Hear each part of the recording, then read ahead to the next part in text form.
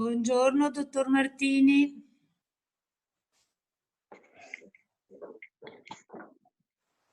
Buongiorno, dottor Martini. Non la sentiamo.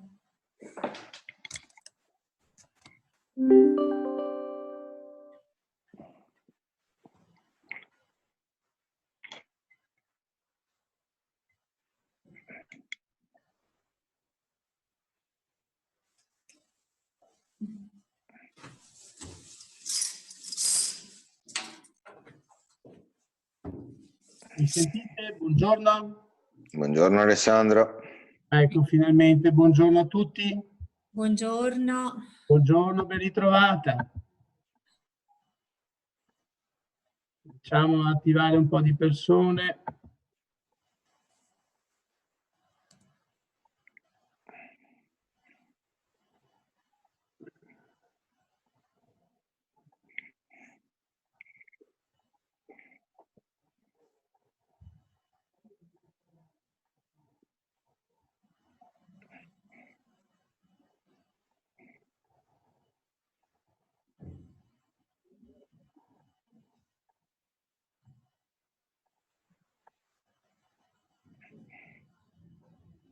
Siamo in molti, per cui dobbiamo avere un po' di pazienza.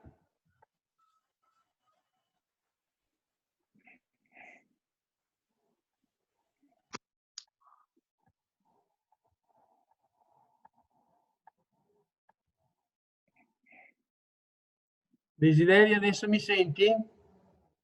Ciao, buongiorno, ben ritrovata.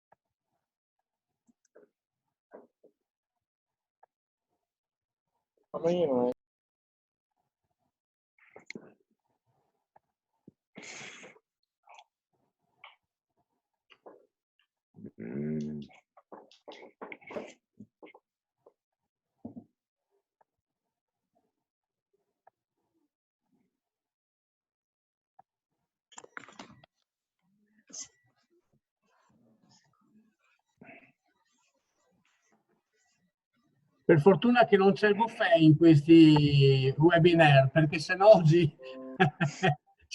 dovevo chiedere aiuto. Non vi sento. Sì. Non vi sento. Elisa, noi ti sentiamo se sei Elisa, ma mi sembra di sì dalla voce. Sì, noi Siamo tutti in cura, Alessandro. Lo schermo. Siamo tutti in cura di Magrante. Elisa, ti sentiamo. Ciao, sono Alessandra Baldoin.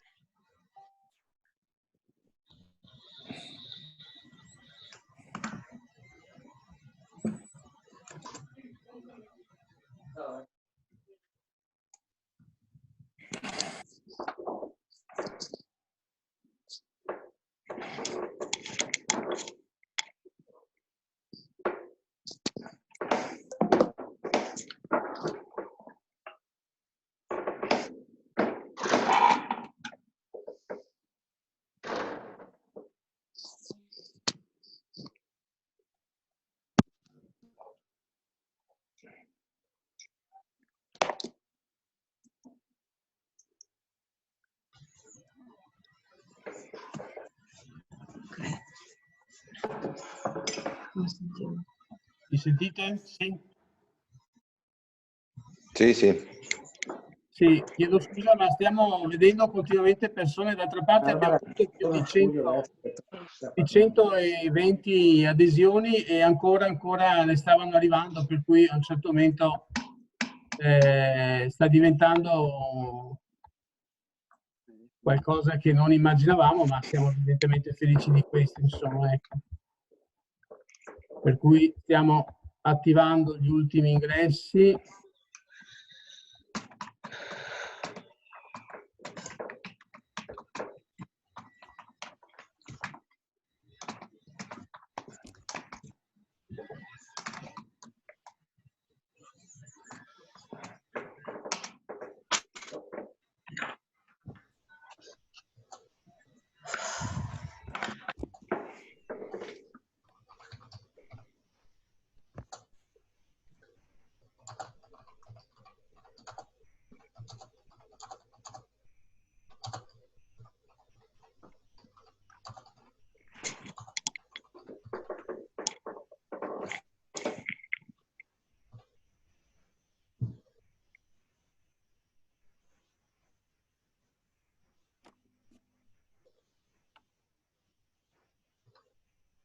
Elisa?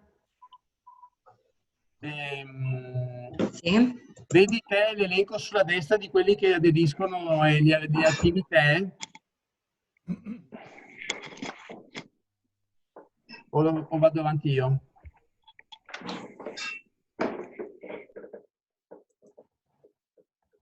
Un attimo.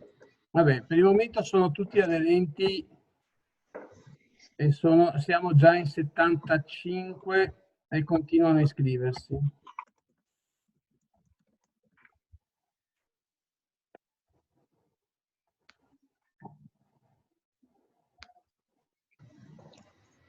Ok.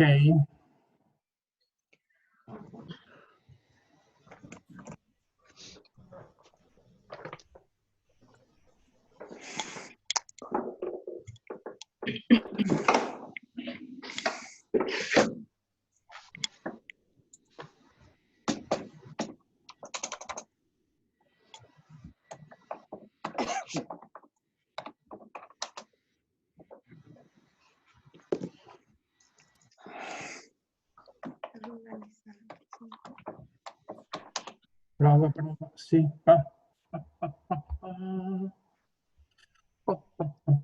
Francesca Bertolini e poi andiamo.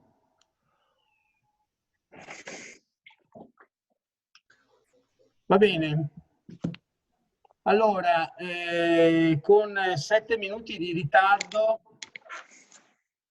siamo già in 77, per cui, come suol dirsi, il numero legale c'è. Vi saluto con affetto tutti, più o meno ci conosciamo, alcuni non ho il piacere, ma insomma speriamo che dopo questa giornata vi sia la possibilità di iniziare un rapporto. Saluto anche la Presidente della rete Cycling the Venice Garden, Giulia Casagrande, vedo il nostro Presidente della Camera di Commercio Mario Pozza, che saluto cordialmente, e anche il Presidente della rete matrimonio all'italiana Mirko Bartesina e molti altri amici, insomma Tiziano, eccetera, eccetera. Allora, io presento un attimo la giornata che, come avete visto, è una giornata che si pone l'obiettivo di lavorare, diciamo, presentandovi un progetto che abbiamo scritto nel corso di questi mesi assieme a molti amici. Siamo partiti da un'idea di Davide Fumaneri, che vedete in alto sulla sinistra, non so se anche per voi è lo stesso schermo, ma insomma che è il responsabile della rete di impresa Garda Green. Già il nome dice insomma da dove viene, ma poi lo conoscerete direttamente. E come dicevo, abbiamo scritto questa proposta, questa ipotesi di progetto da candidare all'interno del bando del POR dedicato all'internazionalizzazione che la Regione ha promulgato ancora nell'autunno del 2019, con una scadenza inizialmente prevista per il febbraio, poi spostata a marzo e infine definitivamente collocata al 9 di giugno. L'obiettivo della giornata è illustrarvi, dopo una piccola analisi per cui anche il Presidente della Camera di Commercio, che è anche Presidente di Union Camera del Veneto, ci darà insomma sulla situazione. Dovrebbe arrivare anche l'assessore regionale Federico Caner, e poi assieme ad Elisa, assieme a Davide Fumaneri, vi presenteremo il progetto. Ora, innanzitutto io darei la parola al Presidente Pozza, che ringrazio ancora perché so che ne ha una scadenza, un appressolato di videoconferenze, per cui Presidente darei a te la parola per il tuo saluto. Devi accendere il microfono.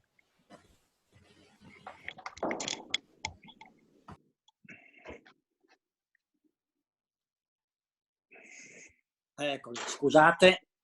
Allora, buongiorno a tutti, grazie a voi per la presenza e per l'interesse per questo appuntamento di oggi.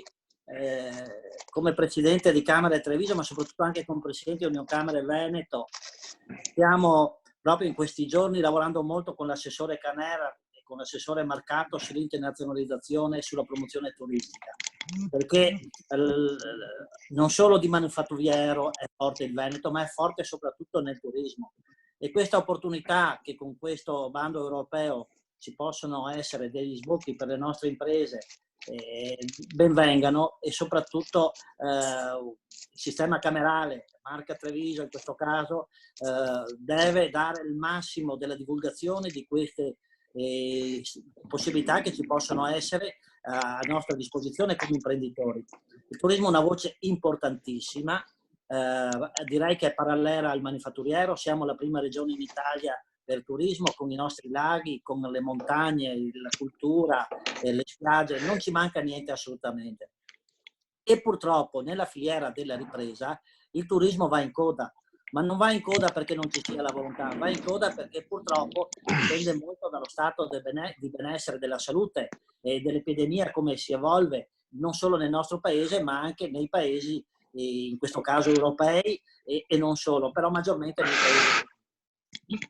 Perciò vedo che insomma l'alta adesione che abbiamo avuto a questo incontro dimostra che effettivamente i nostri imprenditori non dormono, anzi sono sempre attenti, e questo ci fa piacere. Direi non c'erano bisogno di conferme, ma questa è un'ulteriore conferma, scusatemi, per dire che effettivamente nessuno di noi dorme, assolutamente. E quindi sappiate che il sistema camerale è al vostro fianco con i propri strumenti, con la Fondazione Marca Treviso, con l'assessore Caner, con l'osservatorio regionale sul turismo che abbiamo insieme alla Regione Veneto e all'Università Ca' Foscari.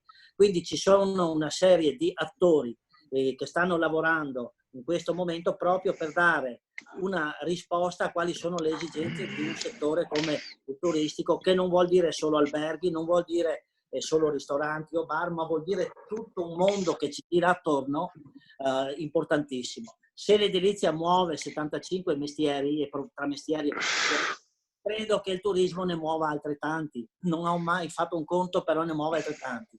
E quindi ben venga, come dicevo prima, quanto prima una strategia per ripartire. Abbiamo in programma anche un sforzo economico non di poco conto come sistema camerale, che condivideremo in una strategia con la Regione Veneto, nello specifico con l'assessore Caner, proprio per promuovere tutte queste nostre realtà, queste nostre bellezze e soprattutto il nostro territorio. Io non mi dilungo e vi ringrazio tutti. L'importante, come dicevo, è comunicare, e l'importante è anche saper comunicare. Noi abbiamo uno strumento che si chiama Treviso Belluno System, che è il nostro portale, che vi invito a tenere sempre monitorato, perché è un sito istituzionale che parla in più lingue, non solo in italiano, ma in inglese, in francese, in tedesco, anche in cinese. E quindi lì potete cogliere tante opportunità anche di mettere in mostra le vostre aziende e le vostre attività. Tra poco diventerà un sito regionale personalizzato con ogni Camera di Commercio ed ogni provincia. Quindi tra non molto lo troverete anche sulle piattaforme di altre Camere. Io ringrazio quindi tutti, ringrazio la Silvia Trevigiani in questo caso, perché è lei la dottoressa che cura tutta la comunicazione, e mai come in questo momento è strategica la comunicazione, la conoscenza che viene fatta tramite gli strumenti che tutti noi abbiamo avuto modo in questi giorni di approfondire, nella capacità di collegarsi, di nuove piattaforme per videoconferenze, e quindi ormai ci siamo proiettati in un mondo che non sarà più quello di prima, sarà un mondo molto digitale. E abbiamo visto che nella crisi del 2008 le imprese che si sono sviluppate e hanno investito nel digitale sono le imprese che hanno resistito, sono cresciute e sono ancora protagoniste. Io credo che anche questo ci sia servito come esempio, e il fatto stesso che oggi siamo così tanti ne è un chiaro segnale. Grazie a tutti voi e buon lavoro.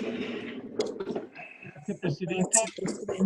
Allora, io prego tutti di chiudere il microfono e parla solo chi nella fase del dibattito o delle domande dovrà fare degli interventi o fare delle richieste ai relatori, perché il disturbo che c'è nel sottofondo rende complicato anche gli interventi. Allora, io partirei con questo ordine. Io adesso vi darò un quadro generale del bando, se già non è conosciuto, e comunque del perché ci siamo mossi. Chiederò poi a Davide Fumaneri di intervenire per presentare la realtà di Garda Green e naturalmente le motivazioni che hanno spinto Garda Green a progettare, a pensare questo progetto, e poi Elisa Siciliano provvederà con la presentazione nel dettaglio del progetto che abbiamo pensato. Allora, per quanti non mi conoscessero, sono il direttore della Fondazione Marca Treviso, Alessandro Martini, fondazione che è diventata fondazione dal 1° gennaio 2019. Fino a quella data noi dal 1996 eravamo e siamo stati il consorzio di promozione turistica, ufficialmente era il consorzio di promozione turistica e della commercializzazione turistica del sistema turistico trevigiano, e quindi dopo 22 anni abbiamo fatto questo passaggio, questa trasformazione appunto da consorzio a fondazione. Nel mentre che noi facevamo appunto questa valutazione di passaggio da consorzio a fondazione, abbiamo contribuito, abbiamo fatto un po' da acceleratore per la nascita di alcuni soggetti che si occuperanno anche in prospettiva e si stanno già occupando in prospettiva di promuovere e commercializzare i singoli prodotti turistici. Penso alle reti di impresa Cycling The Venice Garden, appunto qui c'è la Giulia Casagrande che ne è la presidente. Penso alla rete matrimonio italiana con appunto Mirko Barbesin, anche lui oggi qui tra noi. Penso alla rete Golf in Veneto, il cui presidente è François Doller. Penso anche alla rete nata nell'Alta Marca Trevigiana tra una serie di operatori e con diciamo, l'accelerazione, l'animazione e il coordinamento dell'UPI, Comitato Provinciale di Treviso, e quindi anche lì una scelta di campo dedicata all'enoturismo e a tutto quello che significa quel dato territorio. E poi abbiamo fatto nascere anche il consorzio di imprese Giardino Venezia. Tutto questo dopo la promulgazione della legge 11 del 2013. Allora questo significa che tutte le progettualità, tutte le attività che vengono fatte da un certo periodo a quest'oggi sono sempre più canalizzate e specializzate sui prodotti turistici, quindi non tanto una promozione generica del territorio della provincia di Treviso, ma una promozione e una, se possibile, commercializzazione appunto su singoli o specifici prodotti. Nel caso di specie, dopo aver già partecipato con le reti Cycling Golf in Veneto e anche Prosecco Hills ha fatto evidentemente la sua parte al primo e al secondo bando del POR, ricordo a tutti noi insomma, che il POR è il piano operativo regionale con i fondi FESR della Regione Veneto per la programmazione 2014-2020, quindi questo è l'ultimo anno operativo di questa programmazione, ma si sta già lavorando sulla programmazione 2021-2026, e dicevo con questi primi due bandi, Cycling e prego di chiudere il microfono. Dai, Piero. Ecco, adesso si sente più a Dio buono. Non si sente più.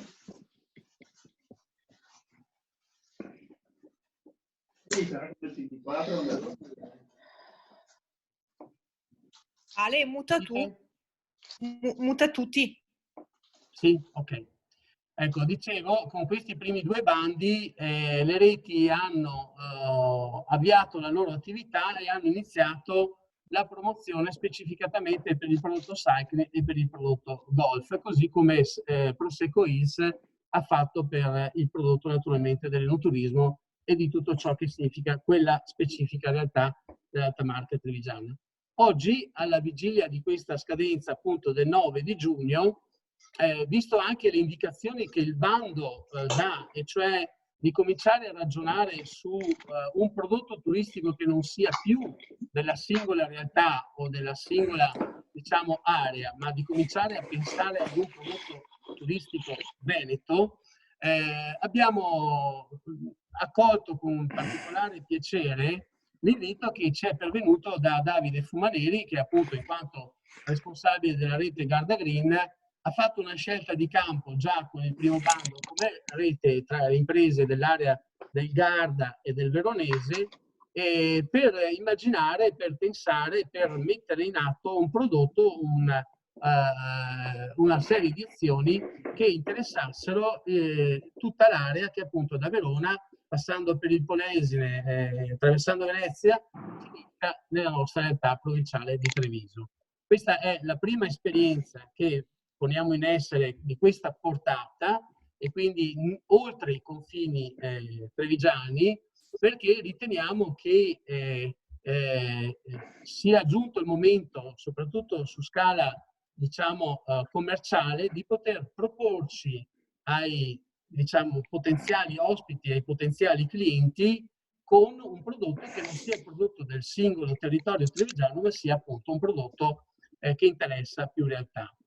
Per fare questo abbiamo costruito appunto un progetto che aderisse e fosse aderente a quelle che sono le indicazioni del bando. Ricordo che il bando prevede appunto il sostegno, il cofinanziamento fino ad un massimo del 50% per quelle imprese che si aggregano, cioè definiscono una strategia e la portano avanti assieme, e si aggregano o sotto forma di rete tra le imprese, oppure molto più semplicemente come consorzio tra le imprese ai sensi della legge 11 del 2013, o ancora più semplicemente come associazione temporanea tra imprese o associazione temporanea di scopo.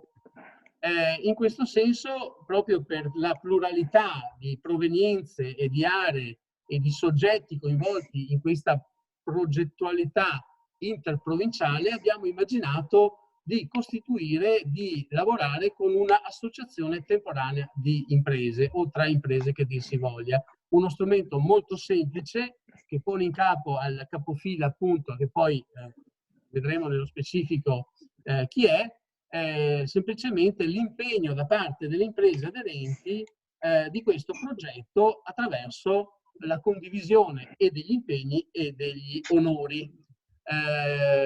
Il bando ancora riferisce, come insomma, per chi ancora non l'avesse non l'avesse letto, dice che deve essere un progetto che porta verso l'internazionalizzazione. Allora, la prima domanda, quando la settimana scorsa, 10 giorni fa, abbiamo cominciato a ragionare su questo incontro di oggi, è: ma è il momento giusto per proporre agli imprenditori di partecipare ad un progetto nel quale comunque è richiesto un impegno finanziario, dove è richiesto di andare oltre il momento e la drammaticità, perché sappiamo che per molte imprese è un momento drammatico e probabilmente qualcuna potrebbe anche non riaprire, ovviamente ci auguriamo di no, ma potrebbe anche essere, insomma, dai segnali che arrivano, che per qualche impresa questa del Covid-19 potrebbe essere una botta, come so dirsi, letale, un colpo letale, e unitamente magari a qualche difficoltà che c'era anche prima, potrebbe anche succedere. Quindi la domanda era lecita, chiedersi se era il momento. Naturalmente ci siamo confrontati, abbiamo parlato con un po' dei nostri dirigenti, dei nostri presidenti, e alla fine abbiamo convenuto che certamente non è il momento ideale dal punto di vista psicologico e anche probabilmente di cassa per chiedere alle imprese oggi di parlare e di impegnarsi sui progetti di carattere promozionale, perché ci sono gli stipendi dei dipendenti, ci sono personale in cassa integrazione, ci sono situazioni molto più gravi, tra cui probabilmente anche qualcuno non riesce a far fronte alle bollette dell'energia elettrica o del riscaldamento di quant'altro. Però, ecco, il però sta nel fatto che è verosimile immaginare che alla fine di questo tunnel, di cui non sappiamo né la profondità né il tempo in cui avremo il piacere di trovarci e di rivederci e di dire è finita, non è dato sapere. Però quando questo succederà, le imprese dovranno ricominciare a guardarsi intorno, andare nel mercato, ricominciare a promuovere la propria attività, e quindi abbiamo detto e abbiamo riconfermato: facciamo questo incontro, perché comunque le scadenze sono abbastanza dilatate, cioè noi parliamo di una scadenza per presentare il progetto al massimo entro il 9 di giugno, cosa che ovviamente noi vorremmo entro il mese di maggio concludere, e poi a VEPA si riserverà un tempo di circa 90 giorni per la valutazione del progetto assieme a tutti gli altri progetti che riceverà, quindi vuol dire che noi arriveremo alla fine di settembre, d'accordo, con un'ultima fase del 2020, nel caso di approvazione del progetto, su cui cominciare a lavorare. Quindi abbiamo pensato che insomma, in questa fase estiva le cose potranno sicuramente migliorare e per le imprese che avranno l'interesse di aderire ci sarà tutto il tempo anche eventualmente di confermare o meno il proprio interesse appunto quando si presenterà l'occasione. Nel mentre noi lo vedrete, lo sentirete appunto dagli interventi di Davide Fumaneri e di Elisa Siciliano, avremo modo appunto di costruire, di candidare questo progetto.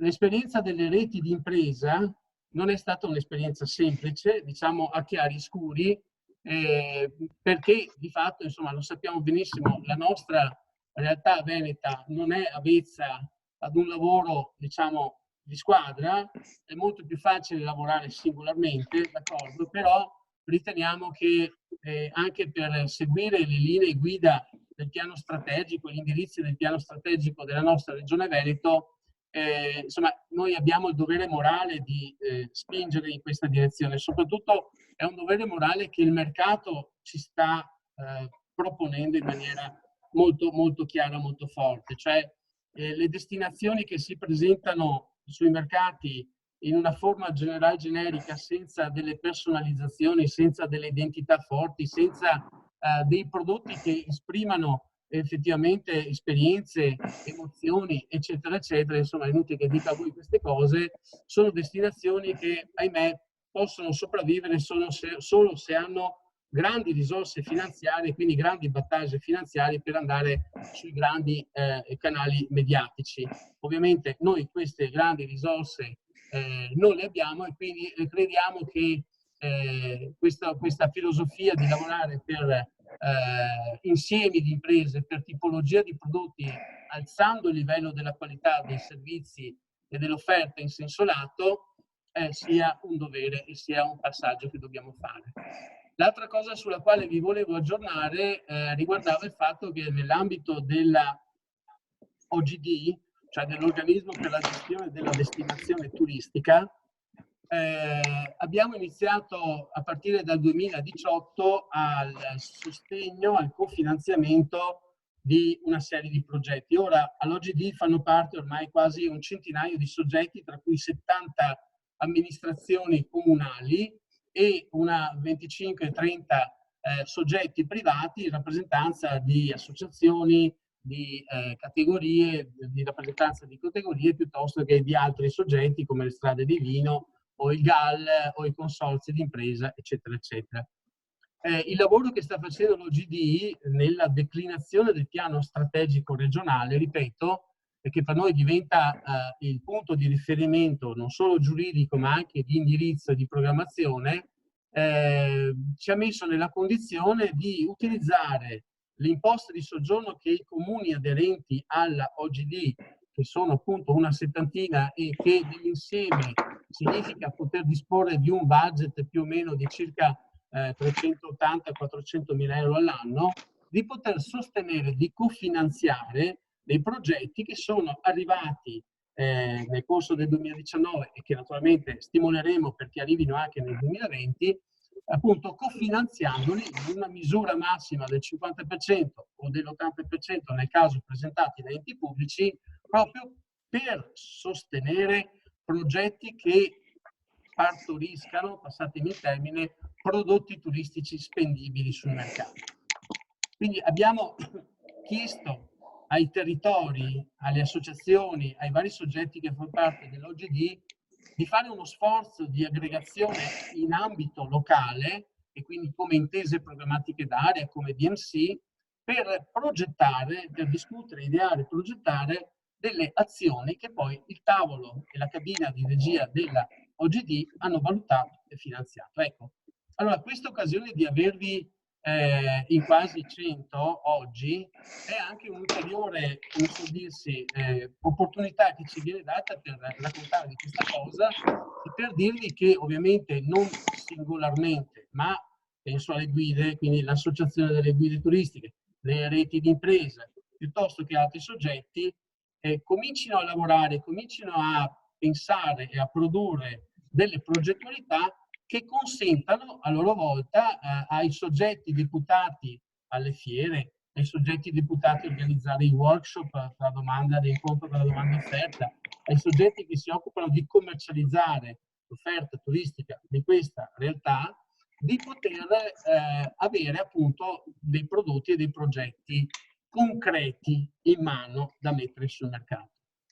Non è questo il luogo e non è ovviamente il momento di raccontare a chi, insomma, come voi è già esperto del settore, che cosa oggi il mercato chiede, ma lo vedremo anche nel corso delle riflessioni con Elisa e con Davide. Certo è che anche i paradigmi di come abbiamo lavorato fino ad oggi, cioè fino al 24, 25, 26 di febbraio, sicuramente cambieranno nelle modalità in cui faremo formazione, cambieranno anche nel modo in cui gli alberghi, le strutture ricettive, l'extra-alberghiero, la stessa attività professionale potrebbero cambiare. Un esempio su tutti, si sta discutendo lungamente sui protocolli sanitari per l'accoglienza degli ospiti nelle strutture ricettive. Io ho avuto modo in queste ultime 48 ore di parlarne sia con Giovanni Kerr che con Tiziano Simonato, con l'assessore, eccetera. Ma insomma, oggi Davide Fumaneri, che è un po' più avanti per un lavoro che hanno già fatto in quel del Garda, rabbrividisco a come il pensiero di stare in un ristorante o avere l'accoglienza o fare il check-in, che prima poteva durare 5 minuti e che adesso probabilmente durerà 20 minuti. Per cui, insomma, cioè, siamo alla vigilia di una situazione che ci vedrà fortemente impegnati, prima di tutto per noi a capire e per gli operatori a capire come cambierà questo modo di approcciarci al turista e, per quanto riguarda noi nel nostro mestiere, come dovremo ricominciare a tornare a caccia dei turisti per fare i numeri che si facevano prima o comunque per far ripartire il turismo della nostra realtà e nel Veneto in senso lato. Concludo perché ho già fatto il pistolotto più lungo di quello che speravo, semplicemente dandoci una scaletta. Allora, tutti coloro che saranno interessati alla fine delle esposizioni di Elisa e di Davide e Elisa, potranno ricevere, diciamo, già dalla giornata di domani, una mail contenente un form, per cui restituendoci il form compilabile su Google Form, noi riceveremo appunto le manifestazioni di interesse di chi appunto è interessato a questo progetto. Nel corso dei giorni e delle settimane successive appunto avremo modo di contattarvi singolarmente i soggetti interessati e a quel punto di sviluppare e perfezionare le modalità di adesione al progetto. La seconda comunicazione, chiunque fosse interessato nel corso della terza fase di oggi, cioè ad intervenire, ce lo può scrivere sulla chat che vedete sulla vostra destra, chiedendo la parola per qualsiasi motivo, insomma per cose che non siamo riusciti a spiegare come si deve o per cose che non sono state sufficientemente comprese. La terza cosa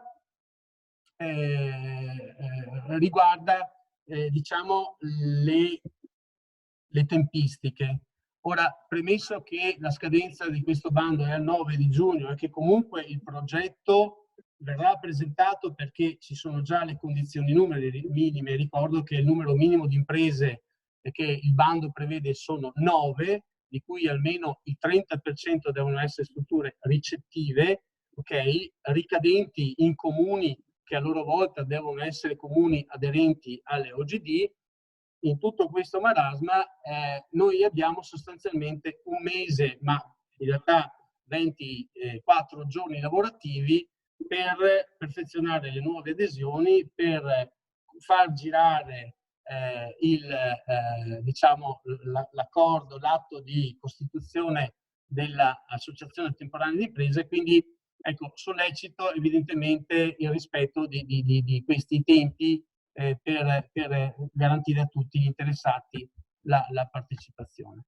Io mi taccerei qua, darei la parola a Davide Fumaneri, riservandomi eventualmente di intervenire in seconda battuta, e quindi intanto vi ringrazio veramente di cuore per questa numerosa e qualificata partecipazione. Davide? Allora, buongiorno a tutti. Qualcuno mi faccia regia, si parla troppo forte, se si sente male, io vado avanti. Va bene, allora, sono Davide Fumaneri, dirigo la rete di impresa Garda Green. Quindi per presentarci un attimo, siamo una rete nata in primis con attenzione ambientale, quindi attraverso un protocollo ecologico scritto e redatto nel 2015, trasformati poi in club di prodotto a seguito di un'offerta che si è delineata green e mirata alla destagionalizzazione, quindi a quei periodi dove l'aspetto ambientale ma anche l'aspetto turistico rendevano necessario la creazione di un prodotto nuovo da un appeal un po' diverso, oltre che un prodotto responsabile, sensibile, qualitativo in questo senso, ma proprio per andare a cercare anche la destagionalizzazione, quindi target di clientela che possono girare in stagionalità diverse da quelle canoniche del lago. Dicevo, attraverso il precedente bando Porfers del 2016 ci siamo costituiti in club di prodotto. Oggi siamo una realtà di 22 strutture ricettive, facciamo 670.000 presenze e il dato per noi più importante è che abbattiamo 1.670 tonnellate di CO2 ogni anno, diretta per quanto riguarda i nostri alberghi, e circa 500 tonnellate di abbattimento CO2 per le escursioni e per le attività che i nostri clienti fanno al di fuori della struttura. Per me era importante partire da questa presentazione un po' tecnica, se vogliamo, per fare immediatamente il passaggio successivo, nel senso che la voce che vorrei portarvi dal lago di Garda è un po' come noi ci stiamo organizzando per reagire a questa situazione. E per noi, come Garda Green, le parole chiave sono fondamentalmente tre. Mettersi nella posizione di riaprire, e in questo senso, anticipava il dottor Martini, è già da un mese che stiamo definendo, da qui la nostra natura tecnica ci permette di essere più veloci ed efficaci da questo punto di vista. Abbiamo redatto un disciplinare SAFE, si chiamerà SAFE nel nostro caso, in modo da poter garantire delle vacanze green and safe, in cui abbiamo delineato, fatto un riassunto delle procedure previste dall'OMS piuttosto che dagli organismi internazionali, andando ad evidenziare alcune procedure e alcune tecnologie da introdurre all'interno tanto delle strutture che del mondo della ristorazione, e questo disciplinare è già in fase di test presso i laboratori chimici della Lachiver di Verona, e faremo la prossima settimana tutti i test in campo su un albergo pilota, per andare poi a definire una linea comune che ci permetta di comunicare, quindi di creare uno strumento di comunicazione per la nostra clientela tradizionale o per la nuova clientela da toccare, proprio perché c'è stata un'evoluzione, ma concordo con quanto diceva il dottor Martini, ma se ho tempo eventualmente ci torno dopo, ma per andare appunto a garantire, a rassicurare, perché la garanzia in questo modo non la dà direttamente l'albergo o il ristorante, ma viene data da ente terzo, ma rassicurare la nostra clientela che ci prendiamo cura di loro. Proprio il concetto della cura del cliente trova in questi giorni un'accezione nuova, che potrà restare se la coscienza collettiva sedimenterà i concetti che stiamo vivendo in questi giorni, potrà restare per libera scelta imprenditoriale quando una struttura, una realtà vuole garantire un altissimo livello di sanificazione a prescindere dal proprio cliente. Noi abbiamo strutture che ad esempio già da anni praticano regolarmente la sanificazione dell'ozono delle camere. Ma tutto questo si può tradurre poi anche in facilities e piccole accortezze che fanno sì di questa attenzione non solo una risposta al problema, ma un valore aggiunto della nostra offerta. Nella logica del ripartire entriamo col bando dell'internazionalizzazione, quindi vado immediatamente sul pezzo così Martini non mi guarda male. Cioè, allora, quel progetto è un progetto interessante, nasce in tempi non sospetti, quindi comincia ad avere la sua luce a giugno dell'anno scorso, su un'intuizione reciproca che in particolar modo ci siamo scambiati nei vari tavoli regionali, prima per lo sviluppo del piano regionale del turismo, dopo per lo sviluppo del cicloturismo veneto con i tavoli di lavoro che per 1 anno e mezzo abbiamo portato avanti come club di prodotto legati al bike, ma nella logica di riuscire a trovare un modo per offrire il territorio veneto nella sua completezza, perché uno dei presupposti da cui siamo partiti è che nessuna delle nostre destinazioni è esaustiva a se stessa, e questo è comprovato da tutte le azioni messe in campo in questi anni, esaustiva a se stessa per poter essere attrattiva nei confronti di un cliente nuovo, cioè che conosce, che si approccia al Veneto per la prima volta, scelta ovviamente condivisa, o meglio che noi abbiamo seguito anche sulla base della rivisitazione del claim regionale Veneto dell'End of Venice, proprio per utilizzare il brand of Venice come elemento trainante non tanto nei confronti dei mercati maturi, ma quanto nei confronti dei mercati nuovi o emergenti o promettenti. Ovvio che ciò che avviene a livello internazionale a seguito dell'epidemia riassetta tutti i mercati come nuovi mercati. Cioè, nel senso che è importantissimo, questo apro e chiudo una parentesi veloce, a mio modo di vedere le cose, lo sto dicendo anche ai miei, di restare sul mercato, cioè aprire, cercare di trovare il modo di, anche sotto staff poco organizzati, ma di tenere vive le destinazioni in questo momento, proprio perché un discorso è restare sul mercato un po', un discorso è dover rientrare sul mercato, e rientrare sul mercato è molto più impegnativo ed ha dei tempi molto più lunghi rispetto a che tener duro in un momento come questo.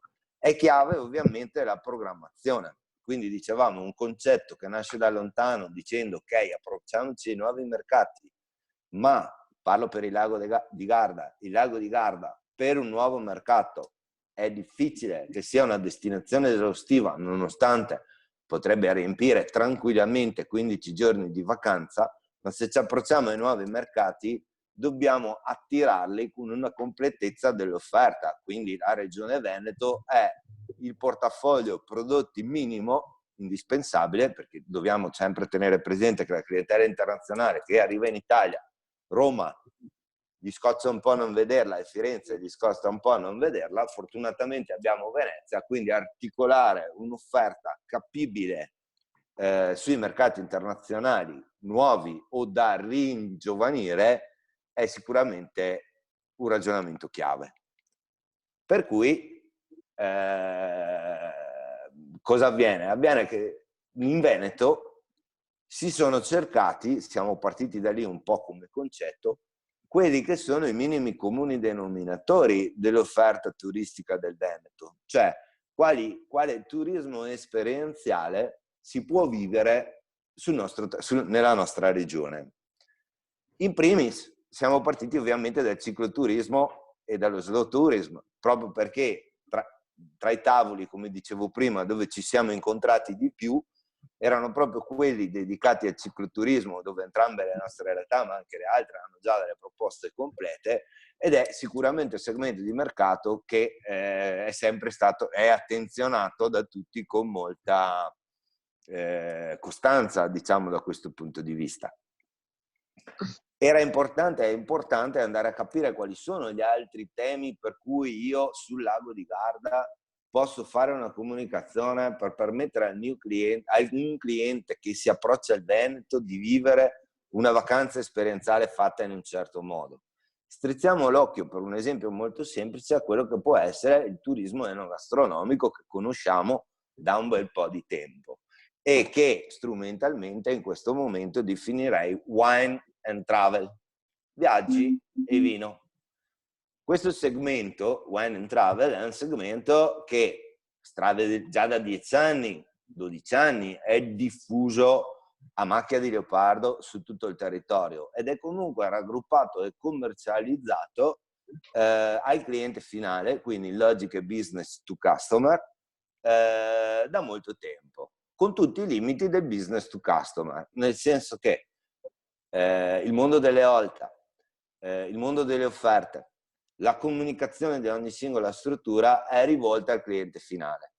Il cliente finale, così pure, come è giusto che sia, il sito della Regione Veneto, la struttura di Veneto.eu, la proposta eterogenea di pacchetti che possono essere presenti su quel sito, anche perché bisogna tenere una logica politicamente corretta a tutte le destinazioni. Questa è stata un'altra sfumatura che abbiamo colto, perché l'obiettivo del progetto che abbiamo redatto secondo il bando mira principalmente a un'operazione business to business, quindi con il coinvolgimento attivo di tour operator esteri, influencer, camere di commercio italiane all'estero, per avere un supporto operativo che realmente permetta di fare programmazione turistica. Perché un portale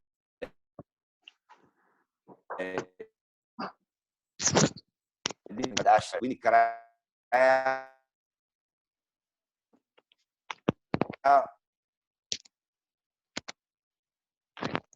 una gara tra noi insieme al tour operator del paese di riferimento che andiamo a costruire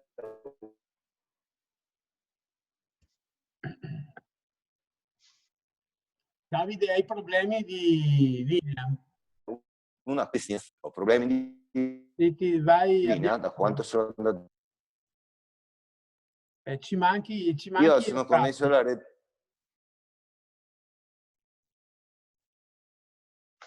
Proviamo ad andare avanti, che a me adesso mi sembra tutto a posto. Prova? Va meglio adesso? Sì? Vado avanti, come stiamo? Vai. Avvisatemi subito se cominciate a non sentirmi più. Okay. Dicevo, ho fatto una digressione sull'aspetto B2B, B2C, dove tutti siamo abituati a comunicare col cliente finale e cercare di accapararcelo a discapito l'uno dell'altro. L'operazione che abbiamo disegnato invece è principalmente un'operazione B2B che vede nei player e negli operatori esteri, nelle camere di commercio, negli influencer, un nostro braccio operativo, un nostro partner, qualcuno che rischia con noi per andare a creare dei flussi turistici nuovi e ad aprire dei mercati nuovi pre-crisi, a consolidare i mercati internazionali post-crisi coronavirus. Perché sui mercati, adesso sarò andato via,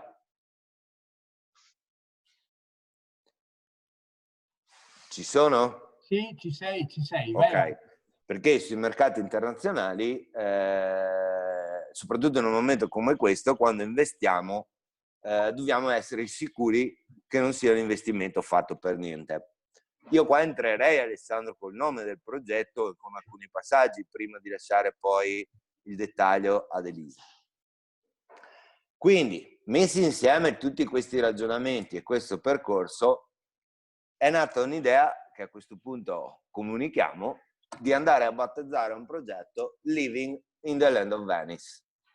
Cioè, andiamo a cercare di integrare e potenziare quella che è la comunicazione generale strutturata dalla Regione Veneto, che per le specifiche che ho detto prima è mirata principalmente al B2C. Quindi una logica di promo comunicazione.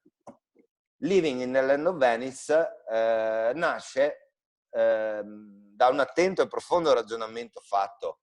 Io vi porto l'esempio sulla logica del lago di Garda, che mi viene comoda per dopo applicare l'esempio al concetto di Living in the Land of Venice.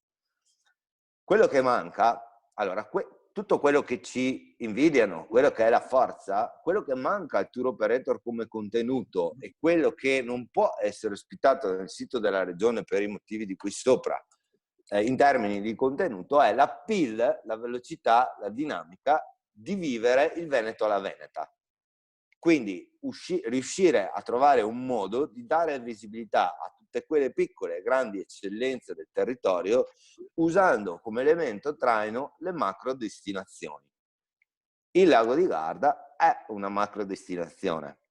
Il cliente del lago di Garda può vivere lo slow bike del lago di Garda, ma una volta che si è fatto i 100 km delle ciclabili gardesane, è eccezionale la possibilità che lui continui la sua esperienza di viaggio, quindi vivere il lifestyle di biciclettare in Italia o in Veneto, utilizzando stessi servizi, stessi canoni, stesse dinamiche nella zona di Treviso, via via nella zona di Rovigo, per scoprire poi la città di Venezia e magari domani arrampicarsi sulle Dolomiti. Quindi la capacità attrattiva del lago di Garda, declinata secondo il lifestyle di come si può vivere il Veneto o come si può vivere le destinazioni venete, ci permettono di fare la teoria delle ciliegie, cioè una destinazione tira l'altra. Quindi il Living in the Land of Venice ci permette anche di rispolverare tutta una sorta di miti e leggende del Veneto, che possono andare da Casanova alla permanenza di Mozart, a Romeo e Giulietta, al Palladio, cioè a tutte quelle realtà, quel substrato di storia che c'è all'interno del Veneto e che domani può rapidamente diventare un nuovo elemento attrattivo. Abbiamo fatto un ragionamento anche sul, non più wine and food, come avete immaginato, ma sul food and kitchen, per coinvolgere i ristoranti. Quindi il cibo e le cucine, come il cibo viene preparato all'interno delle cucine, come i ristoranti possono, chi vuole ad esempio ospitare il corso di cucina, ma come possiamo raccontare la tradizione in un piatto legata al territorio. Ecco che di nuovo i contenuti e le dinamiche che andiamo a costruire sono un volume di cose frammentate che dicono tutte la stessa cosa. In una logica B2B saranno i nostri partner esteri che abbiamo già individuato che ci diranno quali sono i contenuti che gli servono per destare l'attenzione dei loro clienti. E il bando, un'ulteriore cosa che dà nuova, è che va a finanziare anche tutta la parte degli educational. Quindi una volta che noi siamo in grado, attraverso i consigli, le direttive, gli studi di mercato dei tour operator e dei mercati a cui ci rivolgiamo, delle camere di commercio che avranno un ruolo importante, andiamo a costruire contenuti e offerta con quel claim, con quel taglio, ma andiamo a costruire esattamente quelli che ci servono e omogenei a tutti i territori. Quindi quando io racconterò, ci sono o mi avete perso? Ci Date sei? ok sulla linea? Sì, ok. Ci sono, bene. Quindi quando noi andremo a comunicare avremo uno storytelling del wine del food and kitchen in Veneto sul lago di Garda, che sarà uguale a quello di Treviso, avrà lo stesso taglio, la linea editoriale di quello di Treviso, di quello di Rovigo, di quello delle Dolomiti. E i pacchetti che andremo a costruire saranno pacchetti vendibili o integrabili su tutte le destinazioni. Il che vuol dire, se posso fare un esempio molto elementare, un discorso è che io prendo il kayak e vado a farmi un giro da solo, come faccio sempre. Un discorso è che ci mettiamo in 10 con un remo a testa e con la stessa forza per andare a centrare quello che è l'obiettivo. E l'obiettivo all'interno del bando lo abbiamo definito molto verosimilmente e molto precisamente. Questo lo lascerò spiegare ad Elisa. Quello che vado, per quanto mi riguarda, nella logica di bando, a dover fare un ragionamento, lo prendo di nuovo sul momento storico. Cioè, è vero, riprendo quello che ha detto Martini. Allora, il bando,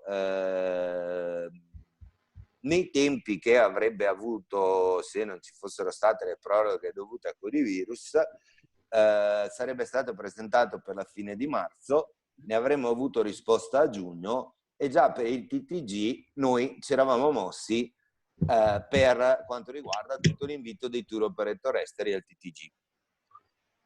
Un player fondamentale che vedrete e il mercato obiettivo principale, o nuovo mercato, chiamiamolo così nella luce del post-coronavirus, è il Canada.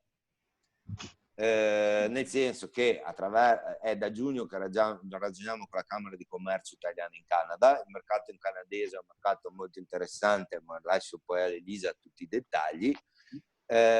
Ho fatto questa digressione perché ovviamente se in quel momento, quindi senza paure di investimenti, avremmo già cominciato a spendere prima di ottobre, quindi da data presentazione domanda, questo bando e queste dinamiche ci hanno permesso di scrivere un alleggerimento degli impegni importante, nel senso che veri impegni economici finanziari fino a dopo l'accettazione di domanda da parte della regione non ce ne sono. Quindi oggi mandare di ritorno l'adesione vuol dire prenotarsi il posto per questo tipo di azione, per questa iniziativa, per poi valutare a ottobre quindi tutta la situazione e decidere effettivamente di procedere.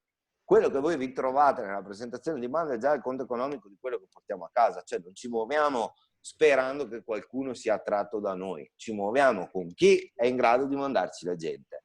Dobbiamo creargli un'offerta vera, capillare, diffusa e di qualità, alla luce delle novità anche sicura. Faccio un passaggio e per me poi posso lasciare un attimo all'Elisa che magari riesco a fare meglio il punto della situazione. Torno un attimo a cosa ha provocato il coronavirus. Ha già provocato una rivoluzione tecnologica, perché mai o difficilmente saremmo riusciti a organizzare una giornata come oggi o come sta accadendo queste call conference, questo smart working è già un grosso passo avanti per la dinamica media italiana di lavoro e noi siamo anche già più avanti degli altri. Sociale, perché comunque, o di mercato, perché comunque siamo tutti un po' spaesati in questo momento, quindi bisogna tenere il timone dritto, mirare a quelli che sono gli obiettivi e cercare di fare comunque destinazione. Siamo vivi, siamo attivi, siamo qui, perché abbiamo avuto nella sfortuna qualcosa che è girato a nostro favore negli ultimi mesi.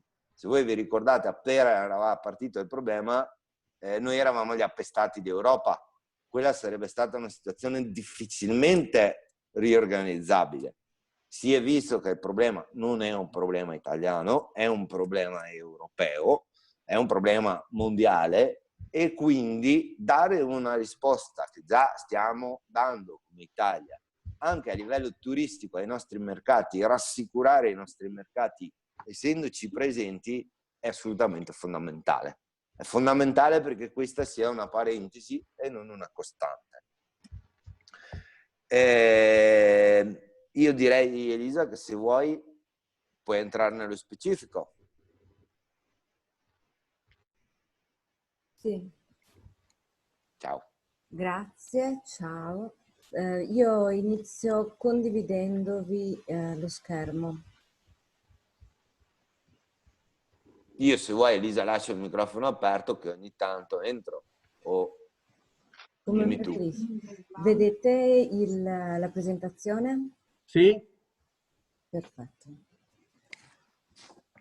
Allora, sì, voi avete già fatto un'introduzione al progetto, è già stata fatta a grandi linee. Io seguendo tutta la progettualità che abbiamo buttato giù in questi mesi, procedo passo passo con gli obiettivi piuttosto che il dettaglio operativo delle azioni che sono programmate. Gli obiettivi appunto sono quelli di internazionalizzazione, di stagionalizzazione dell'offerta, partendo dalle attività previste e dai mercati target. L'utilizzo del brand dell'Land of Venice viene poi declinato nel Living in the Land of Venice proprio per la promozione della regione e di tutte le destinazioni. Questo per appunto veicolare le offerte commerciali che verranno realizzate ad hoc, che vadano ad incentivare i diversi flussi turistici verso le diverse destinazioni, sia note che meno note. Da qua lo sviluppo del turismo slow, MICE e cicloturismo, anche in questa nuova ottica, appunto come si diceva, safe, quindi legata alla sicurezza, che ad oggi comunque è richiesta. Ho riassunto con delle parole chiave che poi si ritroveranno anche nella parte iniziale proprio del progetto, quelli che sono i focus. Quindi destagionalizzazione, come già detto, l'alta capacità attrattiva del progetto stesso, sia perché c'è uno studio che viene fatto del target e del loro orientamento, e sia per il fatto che si prevede di base un incremento di 50 turisti a settimana per almeno 26 settimane continuative, almeno questo nella parte iniziale. Intesa come bassa stagione. Intesa come bassa stagione, sì, assolutamente. Il prodotto turistico slow, in questo caso nuovamente la rilevanza del cicloturismo piuttosto che dell'autenticità e di tutti i segmenti che poi andremo a vedere, e l'aggregazione tra imprese. Le imprese che svolgono chiaramente in questo caso un ruolo chiave, perché loro stesse avranno l'occasione di raggiungere degli obiettivi nuovi e avranno tutti i vantaggi derivanti dalla commercializzazione di questi nuovi prodotti turistici. Oltre all'utilizzo appunto del brand di destinazione, che va quindi ad unire tutte le diverse peculiarità, anche il fatto di andare poi a diffonderlo quando verranno riattivate, dato che appunto le prime attività erano già programmate a breve termine per fiere e workshop internazionali, da una parte diciamo offline. Per la parte online invece l'utilizzo del DMS soprattutto per la disintermediazione, sempre verso appunto i paesi target. Parlando dei soggetti, il progetto, essendo molto ampio, ha bisogno di avere comunque una regia comune che sia in grado di mediare, sia in grado di sintetizzare quella che poi è la proposta turistica. Quindi ci sarà sicuramente un capofila che fa da coordinatore di tutte le azioni e poi dei soggetti operativi che sono già stati parzialmente individuati proprio per realizzare promo commercializzazione, le attività di incoming e l'attività di comunicazione. Le imprese aderenti, che appunto sottolineano un ruolo fondamentale, sono le vere protagoniste del progetto, perché diventano le beneficiarie delle attività realizzate e sono le stesse che danno il contenuto in termini di servizi e prodotti al progetto stesso. Un'altra tipologia di soggetti sono gli ambasciatori. Ad esempio io qui ho messo Enit, le camere di commercio, ma anche la regione, la DMO, le varie DMO, le camere di commercio italiane all'estero, e che poi utilizzeranno, insomma, diciamo, tutti i soggetti in maniera trasversale anche il DMS di cui appunto avevo parlato prima, mi scuso se magari non è conosciuto a tutti, che è il sistema che la Regione del Veneto ha dato alle DMO piuttosto che a tutti gli uffici di informazioni turistiche per aggregare le informazioni turistiche e poi diffonderle in maniera capillare. Noi lo andremo a utilizzare sia per la parte di comunicazione sia per la parte di commercializzazione. Infatti, per quanto riguarda l'aggregazione stessa che è di base del progetto, pardon, chiedo di chiudere i microfoni.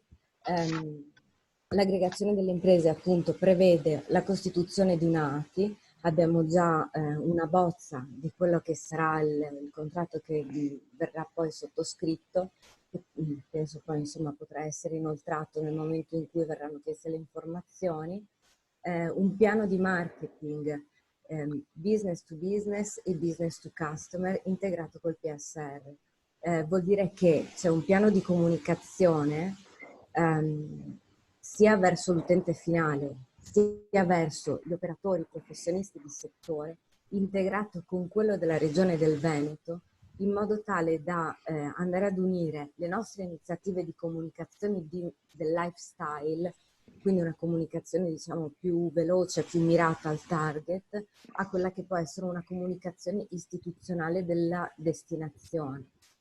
che si integra poi appunto ai pacchetti turistici.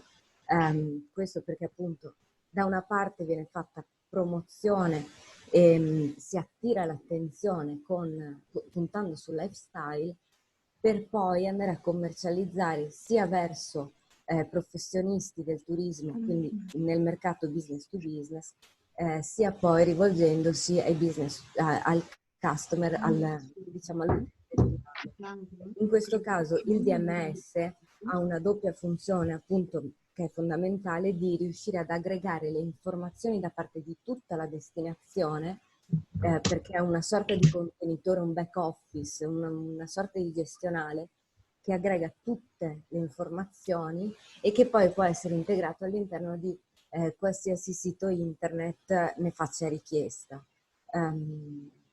Nel momento in cui viene strutturato con molte informazioni, molti eventi, molti contenuti,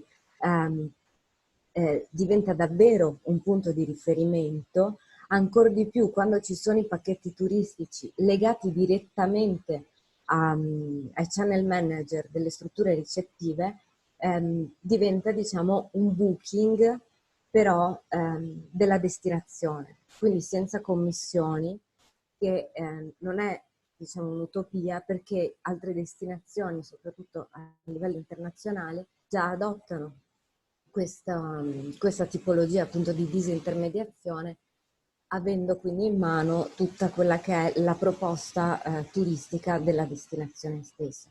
Poi eventualmente, insomma, se avete domande relative al DMS, ci siamo. Brevemente passo alle azioni previste. Qua sono in maniera molto, diciamo, riassunta velocemente. Nel progetto invece trovate tutti i dettagli.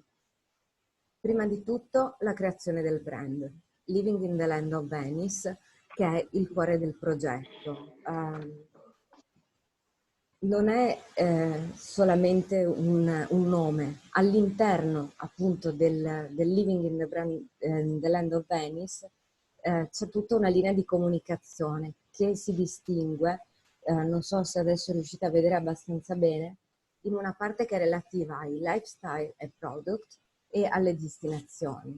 Già sono state accennate anche prima, quindi abbiamo Wine and Travel, gli eventi e le attività nel territorio, la storia e i misteri, la cucina e il cibo appunto anche per la parte ristorativa e poi il turismo slow e bike. Tutti questi prodotti, questi lifestyle si interconnettono, sono direttamente appunto collegati a tutte le destinazioni, quindi ognuna delle destinazioni ha e possiede questi prodotti in maniera più o meno appunto rilevante.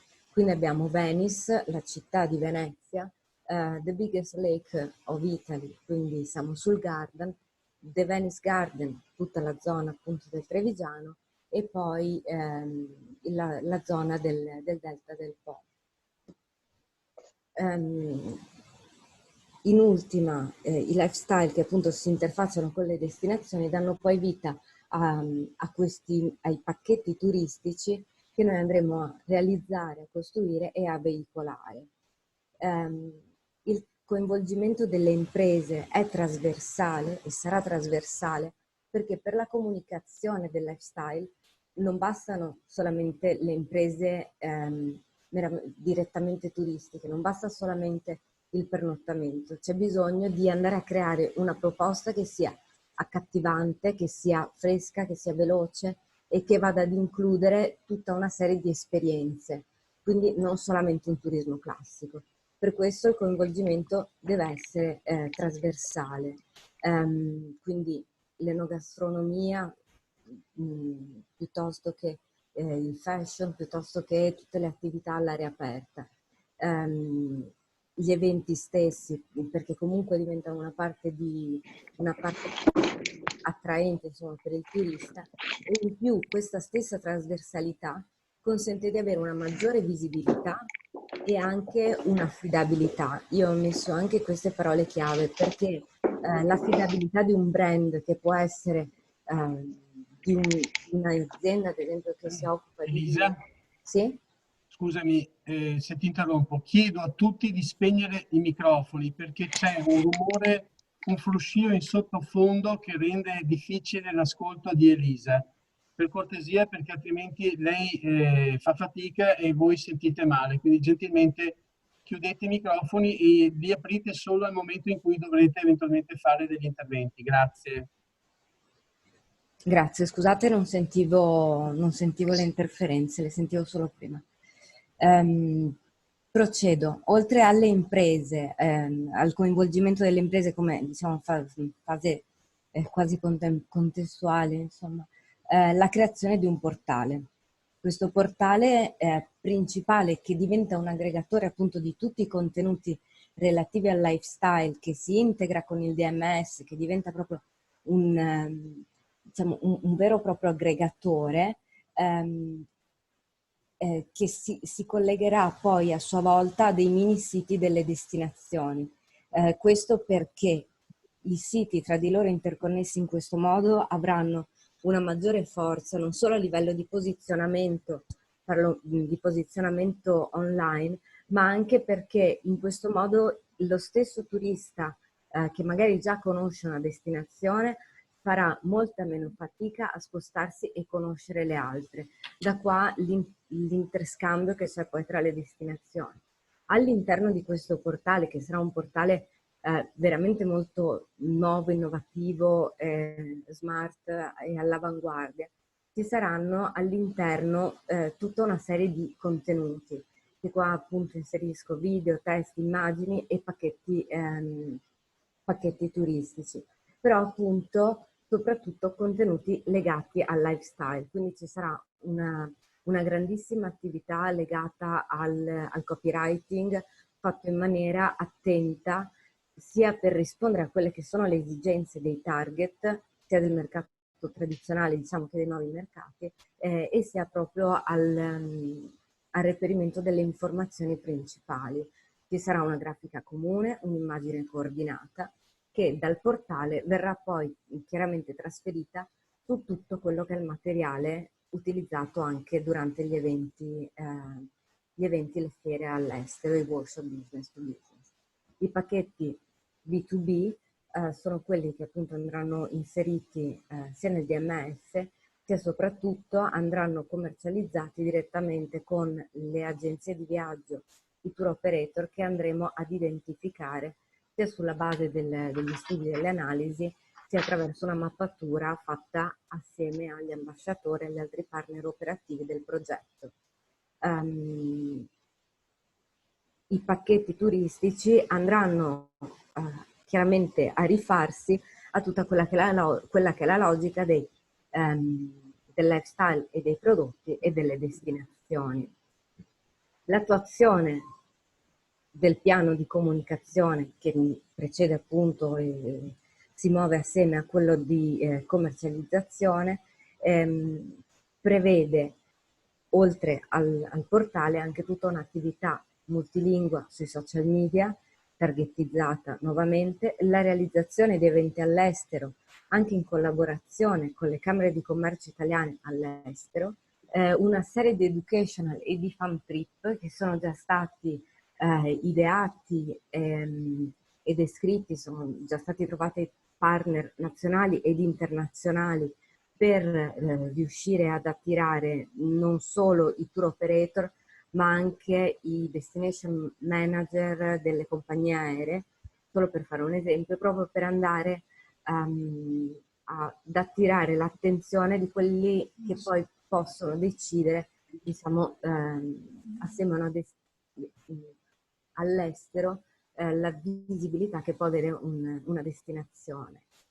Questo è un breve schema riassuntivo, poi lo troverete più nel dettaglio, però da qua riuscite a vedere spero, che c'è un'attività legata appunto al brand e poi nella parte superiore tutta l'attività business to business, in quella inferiore business to customer legata ai soggetti di cui prima e agli operatori già appunto indicati. In ultima la strategia commerciale che è conclusione insomma del progetto, che è l'obiettivo ultimo del progetto, nel senso che sono stati identificati i mercati, diciamo, internazionali tradizionali, anche se appunto prima si faceva riferimento al fatto che diventano tutti in questo momento in un certo qual modo mercati nuovi, e il nuovo mercato obiettivo che è stato identificato nel Canada, stante il fatto che appunto da più di un anno stiamo collaborando, stiamo lavorando e creando contenuti in modo tale da riuscire a buttare le basi appunto della collaborazione. Scusatemi. Nello specifico, ecco, qui è come in linea di massima, ecco, sarebbe stata vista, è stata vista la strategia di commercializzazione, quindi verso i mercati tradizionali, diretta attraverso gli ambasciatori che abbiamo identificato, per poi arrivare agli operatori turistici, utilizzando nuovamente il DMS, utilizzando le linee guida di comunicazione coordinata sia attraverso la regione sia quelle che poi andremo a realizzare nel progetto. Invece per quanto riguarda il nuovo mercato target, il Canada, l'utilizzo di un partner fondamentale che è la Camera di Commercio italiana all'estero con sede a Montreal, con la quale appunto stiamo già sviluppando una serie di attività da un anno più o meno a questa parte, ma chi ci conosce magari ha seguito l'evoluzione, la realizzazione di pacchetti che sono stati fatti ad hoc, piuttosto che l'integrazione del DMS con delle innovazioni che insomma diciamo siamo stati i primi a fare proprio per renderlo più fruibile agli utenti.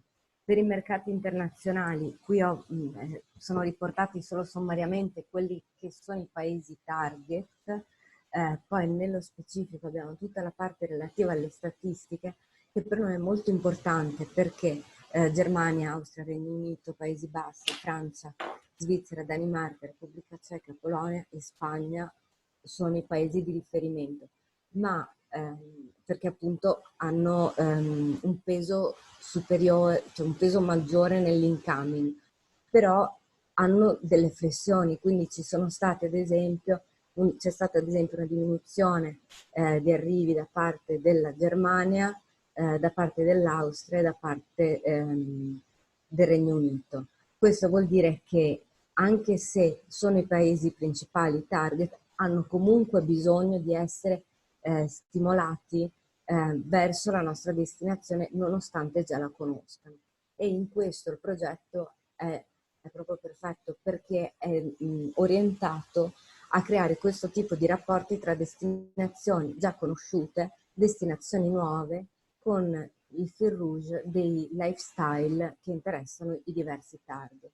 Per quanto riguarda invece il nuovo mercato obiettivo, il Canada, abbiamo tutta una serie di dati, di informazioni relativi al profilo del turista canadese, il fatto che il Veneto sia la seconda destinazione più visitata dai canadesi, la tipologia anche dello stesso turista che è comunque senior per una fetta piuttosto che da un giovane, famiglie che si muovono anche in periodi dell'anno che ci permettono appunto la destagionalizzazione, e in più come mercato di riferimento ha anche i collegamenti aeroportuali con Air Canada e Air Transat che ha voli diretti su Venezia, e questo ci permette appunto di riuscire a schedulare un incremento dell'incoming. Con la Camera di Commercio italiana, che appunto c'è in Canada, a Montreal, già l'anno scorso è stata fatta una base di mappatura dei tour operator e delle agenzie di viaggi, e appunto sono 90 i tour operator che già vendono il prodotto Italia e 400 agenzie di viaggi con il nostro prodotto.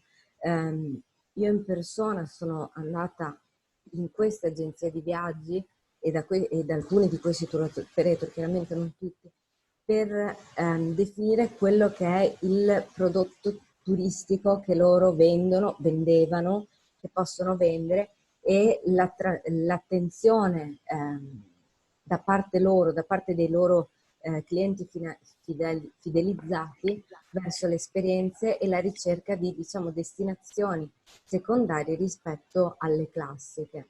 In questo caso una delle prime richieste era proprio quella di avere delle informazioni quanto più accattivanti, coinvolgenti e immediate per il target, proprio per comunicare la destinazione non solo diciamo da un punto di vista geografico, ma soprattutto per quelle che sono le attività che si possono fare, i punti di forza. Il progetto Wine and Travel è quello per il quale sì, è stato il progetto pilota e che poi si andrà a sviluppare. È un progetto che, diciamo, si muove insomma, per certi versi con la stessa logica, quindi quella di andare a comunicare il lifestyle, ed è già integrato con quello che è il DMS della Regione del Veneto, proprio perché l'idea di questo rapporto è nata con la Regione e poi è stata declinata attraverso le destinazioni, e da là gli stessi operatori turistici possono accedere e prenotare i pacchetti turistici. Quindi in questa fase la mappatura, il dettaglio e il veicolare i contenuti diventa molto più semplice utilizzando degli strumenti che lì sono già attivi e vengono già utilizzati. Questa ultima slide è relativa alla capacità amministrativa, che chiaramente fa riferimento al progetto, a quando appunto verrà presentato il progetto, perché è fondamentale per sostenere questa tipologia di progetto così ampia che ci sia una capacità amministrativa da parte di tutte le destinazioni di renderlo sostenibile. Poi verrà appunto anche vista nel dettaglio con la parte relativa al budget. Questo per permettere principalmente alle destinazioni di interfacciarsi con i prodotti finali, per poi andare a creare i pacchetti turistici che verranno veicolati. Questa appunto è la mia sintesi. Grazie, vi ringrazio per l'attenzione, però per qualsiasi domanda, insomma, sono qui. Grazie, grazie Elisa. Aspetta, vediamo se riuscite. Mi sentite? No? Sì. Sì. Ok, allora ringrazio Elisa, come sempre molto puntuale, molto precisa e anche circostanziale nell'esposizione. Volevo integrare 3 riflessioni. La prima riguarda il fatto che come OGD abbiamo presentato all'assessore Caner un piano di interventi post-coronavirus per corroborare, sostenere, diciamo, le azioni più di carattere generale, cioè riferite alla promozione della destinazione trevigiana, e a sua volta l'assessore sta portando avanti nei vari tavoli coordinati appunto dall'assessorato con i dirigenti e i funzionari preposti, il medesimo lavoro sulle varie destinazioni e quindi con le DMO e le OGD del resto del Veneto. Questo per dire che cosa? Che l'efficacia delle azioni promo commerciali derivano dall'integrazione di ciò che le imprese, anche attraverso questo specifico progetto che oggi presentiamo, e le azioni dedicate alla promozione e alla comunicazione delle destinazioni, quindi non aventi carattere o natura commerciale, ma semplicemente finalizzate a far conoscere il territorio, i suoi valori, i suoi prodotti, ripeto, in chiave generale. E queste azioni che noi abbiamo candidato alla Regione con il lavoro della cabina di regia, vedo Tiziano Simonato, vedo Colussi della Codiretti, insomma dei vari soggetti, dei sindaci che ne fanno parte e del tavolo di confronto, di fatto ci ha messo nella condizione di essere la prima realtà, la prima provincia a presentare all'assessore questa strategia. Ovviamente noi non ci sottraiamo alla necessità che esista e dovrà esistere una strategia nazionale, per cui il livello nazionale attraverso Enit, il livello regionale attraverso la stessa Regione Veneto e la destinazione della marca trevigiana del sistema del Città d'Arte Ville Venete del territorio trevigiale completino questa attività, diciamo, di promozione. È una promozione che ovviamente, lo abbiamo detto, lo hanno sottolineato sia Davide Fumaneri che Elisa, non serve per dire che eravamo i migliori d'Italia e siamo ancora i migliori d'Italia. Siamo certamente una destinazione che parte con diciamo, le medesime difficoltà di tutte le regioni italiane, quindi partiamo tutti con lo stesso handicap. Abbiamo probabilmente tutti la necessità di riposizionarci rispetto ai mercati internazionali, ma è anche vero che siamo nella condizione, proprio per quello che si diceva in premessa, di ripartire forse con un approccio e, ripeto, con dei paradigmi diversi rispetto a quando ci siamo fermati alla fine di febbraio. Penso e vedo anche molti colleghi, non solo veneti, ma anche di altre regioni, penso a tutto il sistema del mais, penso a tutto il sistema degli eventi, penso alla difficoltà di vedere azzerati da fine febbraio fino almeno a tutto il 2020, tutti gli eventi, tutte le manifestazioni, tutte le attività finalizzate all'incentive ai congressi, ai meeting, ai team building, eccetera. E quindi siamo nella necessità, nell'obbligo di ripartire, non dico da zero, ma quasi. Il fatto che si utilizzino, e questa è la seconda riflessione, in questo progetto abbiamo puntato su 3 fattori. Il primo, di lavorare con degli influencer, con degli ambasciatori, li abbiamo chiamati anche richiamati in questo progetto, degli influencer di Instagram che saranno di fatto delle antenne che andremo a cercare in ognuno di questi paesi, quindi una...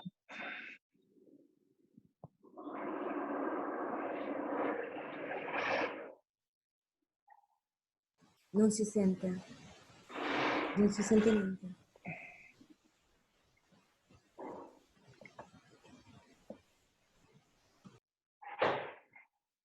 Abbiamo ogni tanto dei problemi, chiedo scusa. Okay. Per cui dicevo che in questa strategia di comunicazione che abbiamo inoltrato alla Regione Veneto, punteremo molto su 3 fattori. Il primo è quello di individuare in ognuno dei paesi target degli ambasciatori, degli influencer, in particolare operanti su piattaforma Instagram, che saranno invitati a conoscere il nostro territorio, i nostri prodotti turistici e poi, tra virgolette, rispediremo a casa affinché lavorino. Perché? Perché la miglior comunicazione non sarà quella dei veneti che raccontano il Veneto, ma sarà quella di un tedesco che racconta i tedeschi, di un inglese che racconta gli inglesi, di un russo che racconta i russi, come va dal punto di vista sanitario, come va dal punto di vista turistico, come va e che cosa in realtà potranno trovare venendo nel nostro territorio. L'altra strategia, sempre valorizzando la straordinaria rete delle Camere di Commercio italiane all'estero, e saluto Silvia Trevisan che appunto ha coordinato l'importante iniziativa di ottobre con le Camere di Commercio italiane all'estero qui a Treviso, perché di fatto vorremmo creare un roadshow, una sorta di percorso nelle capitali europee dei paesi che o scalano attraverso l'aeroporto Canova, appunto portando gente a Treviso, ma anche su Verona, Catullo e su naturalmente Venezia e Marco Polo. Attraverso appunto questo roadshow vorremmo organizzare in ognuna di queste capitali, nelle sedi che le Camere di Commercio ci daranno, quindi ambasciate, consolati, piuttosto che le stesse sedi camerali, e soprattutto lasciando alle Camere di Commercio la facoltà di invitare stakeholder importanti, quindi stampa, piuttosto che agenzie di viaggio, tour operator o anche diciamo stakeholder del mondo dell'economia e delle finanze di quel paese, perché nel corso di una serata, quindi 19-22, noi si possa rammostrare attraverso un piccolo concerto, attraverso una conferenza stampa, attraverso una degustazione, quindi anche qui il coinvolgimento dei consorzi di tutela dei vari prodotti tipici del nostro territorio, dicevo, di dar loro un assaggio di quella che è la nostra proposta.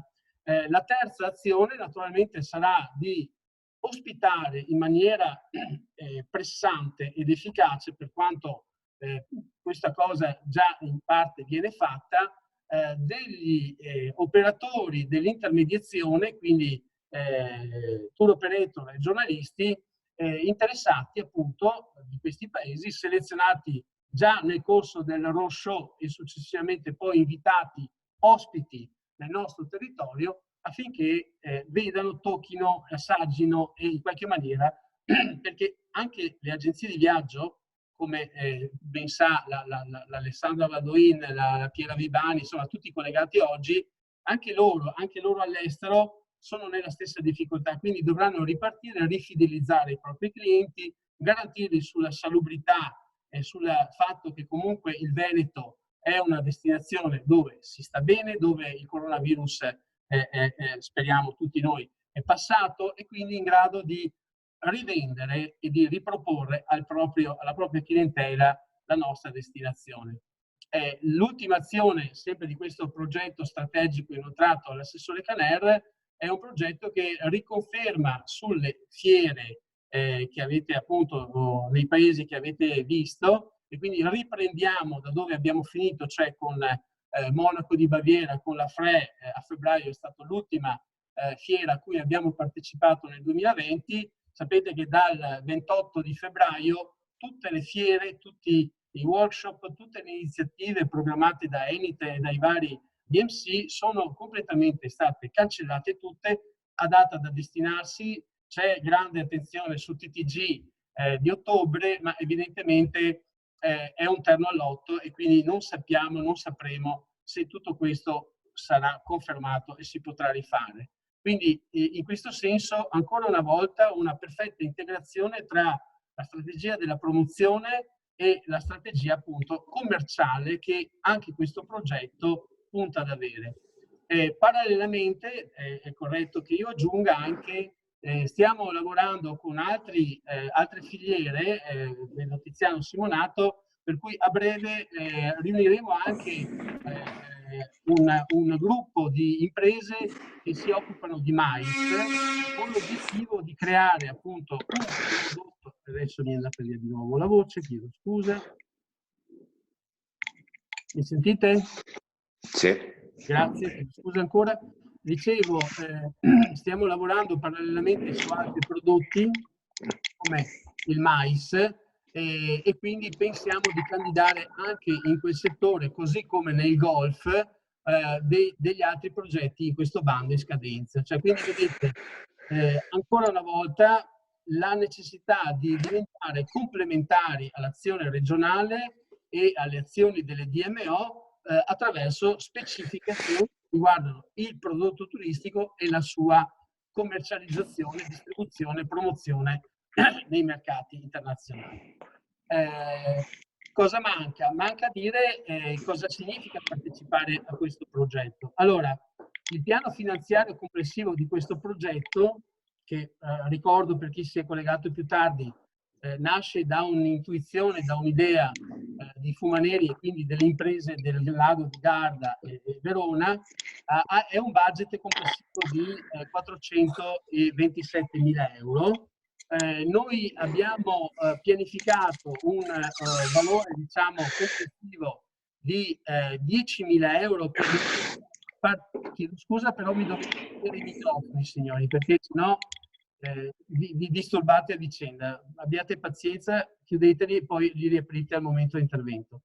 Allora, dicevo, abbiamo previsto un budget per ogni impresa che aderirà di 10.000 euro, distribuita in 3 anni, perché il progetto verosimilmente potrà iniziare nell'autunno 2020, durerà per tutto il 2021 e si concluderà nel settembre del 2022. Quindi è un budget distribuito in 3 annualità, quindi insomma consente anche alle imprese di poterlo spalmare in 3 esercizi, e naturalmente questo budget di 10.000 euro prevede un impegno da parte appunto del capofila, attraverso il finanziamento AVEPA, di restituire alle imprese il 50%. Quindi alla fine, se tutto andrà come deve andare e non abbiamo pensieri contrari, vista l'esperienza degli altri progetti finanziati alle reti, di restituire 5.000 euro di impresa. Quindi ogni impresa alla fine di questo progetto avrà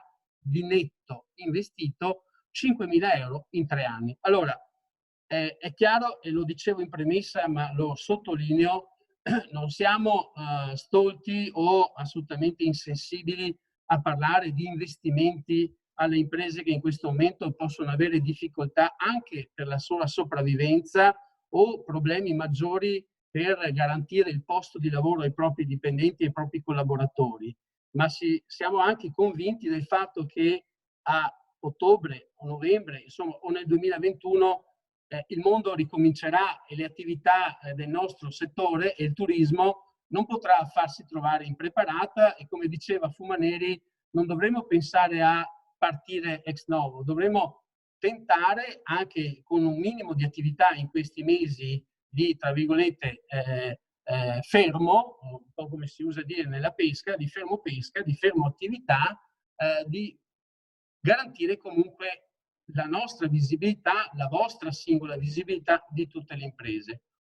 Siamo sicuri purtroppo, ahimè, che qualcuno non vedrà più la luce, perché purtroppo i primi segnali ci sono già arrivati. Il Presidente della Camera non lo ha detto prima, ma c'è stata già una prima importante moria di imprese nel corso di questi 2 mesi e purtroppo questo è un fatto che mette in evidenza altre criticità, ma non è questo evidentemente il tavolo su cui discutere, ma insomma la sostanza è questa. Allora, noi diciamo, quando riprenderà la vita e quando i mercati ci riproporranno la loro attenzione, non potremo a quel punto cominciare a discutere se fare o non fare promozione. E soprattutto a quel punto potremo non avere più la copertura in termini di cofinanziamento da parte dei bandi, del POR e quant'altro. Ecco, io mi fermerei in questa fase, non so se Davide vuole integrare. Io vorrei fare solo 3 highlights, basta, 2 minuti. Ok, prego. Allora, giusto per mettere il focus, io credo che le parole fondamentali su cui potremmo racchiudere quello che ci siamo detti sono 3. La prima è tempismo. Tempismo è quello che ci permette di arrivare a presentare il progetto entro la scadenza un po' prima, ma soprattutto avere uno strumento immediatamente disponibile per poter riaprire la comunicazione. Qua mi allaccio all'ultimo ragionamento fatto da Martino. Secondo, anche se non sembra, visto che siamo 1 ora e mezza al telefono, semplicità. Presentare un progetto così denso, così articolato e così complesso, che ha richiesto tanto lavoro in questi mesi, in una conference di 1 ora e mezzo è difficile e quindi potrebbe sembrare complesso. In realtà la semplicità è garantita proprio dal DMS. E qua faccio una piccola re-editing di quello che ha detto Elisa. Allora, la Regione ha creato un sistema perché le aziende legate al turismo possano inserire, quindi è un software, possano inserire tanto le informazioni relative a loro, alla loro destinazione e ai luoghi di interesse che gli stanno intorno, tanto inserire e gestire l'offerta commerciale. Per cui utilizzare questo software che è gratuito vuol dire creare una pagina, come giustamente diceva Elisa prima, come siamo abituati a crearla su Booking piuttosto che TripAdvisor, piuttosto che The Fork, piuttosto che altre cose. Quindi creare un nostro prodotto virtuale e il software mi permette sia di gestire le vendite che di gestire gli spazi, quindi vuoti pieno, le camere, i tavoli, quello che è il prodotto, e mettere a disposizione del circuito il sistema. Una volta che digitalizzo, 5 ore, digitalizzo tutta la mia offerta in quel sistema lì, che sia Living in the Land of Venice, che sia sistema regionale, che siano contrattazioni diverse, l'offerta è sul mercato e ha 0 provvigioni da corrispondere, il che rende un'offerta semplice, gestibile e competitiva. Ultimo discorso, efficacia. Nel senso, un lavoro corale, un lavoro di analisi e un asset gestionale così ampio ci permette di produrre solo quello che ci serve, i video che ci servono, i contenuti che ci servono, essere molto mirati nella produzione dei contenuti, che vuol dire ottimizzare le risorse e vuol dire scambiarci clienti, perché noi siamo anche abituati a fare un ragionamento di andare sempre a cercarci nuovi mercati, ma le 12 milioni di presenze del Lago di Garda possono, che sono diciamo i miei clienti, li posso veicolare sugli altri territori esattamente come può avvenire il contrario.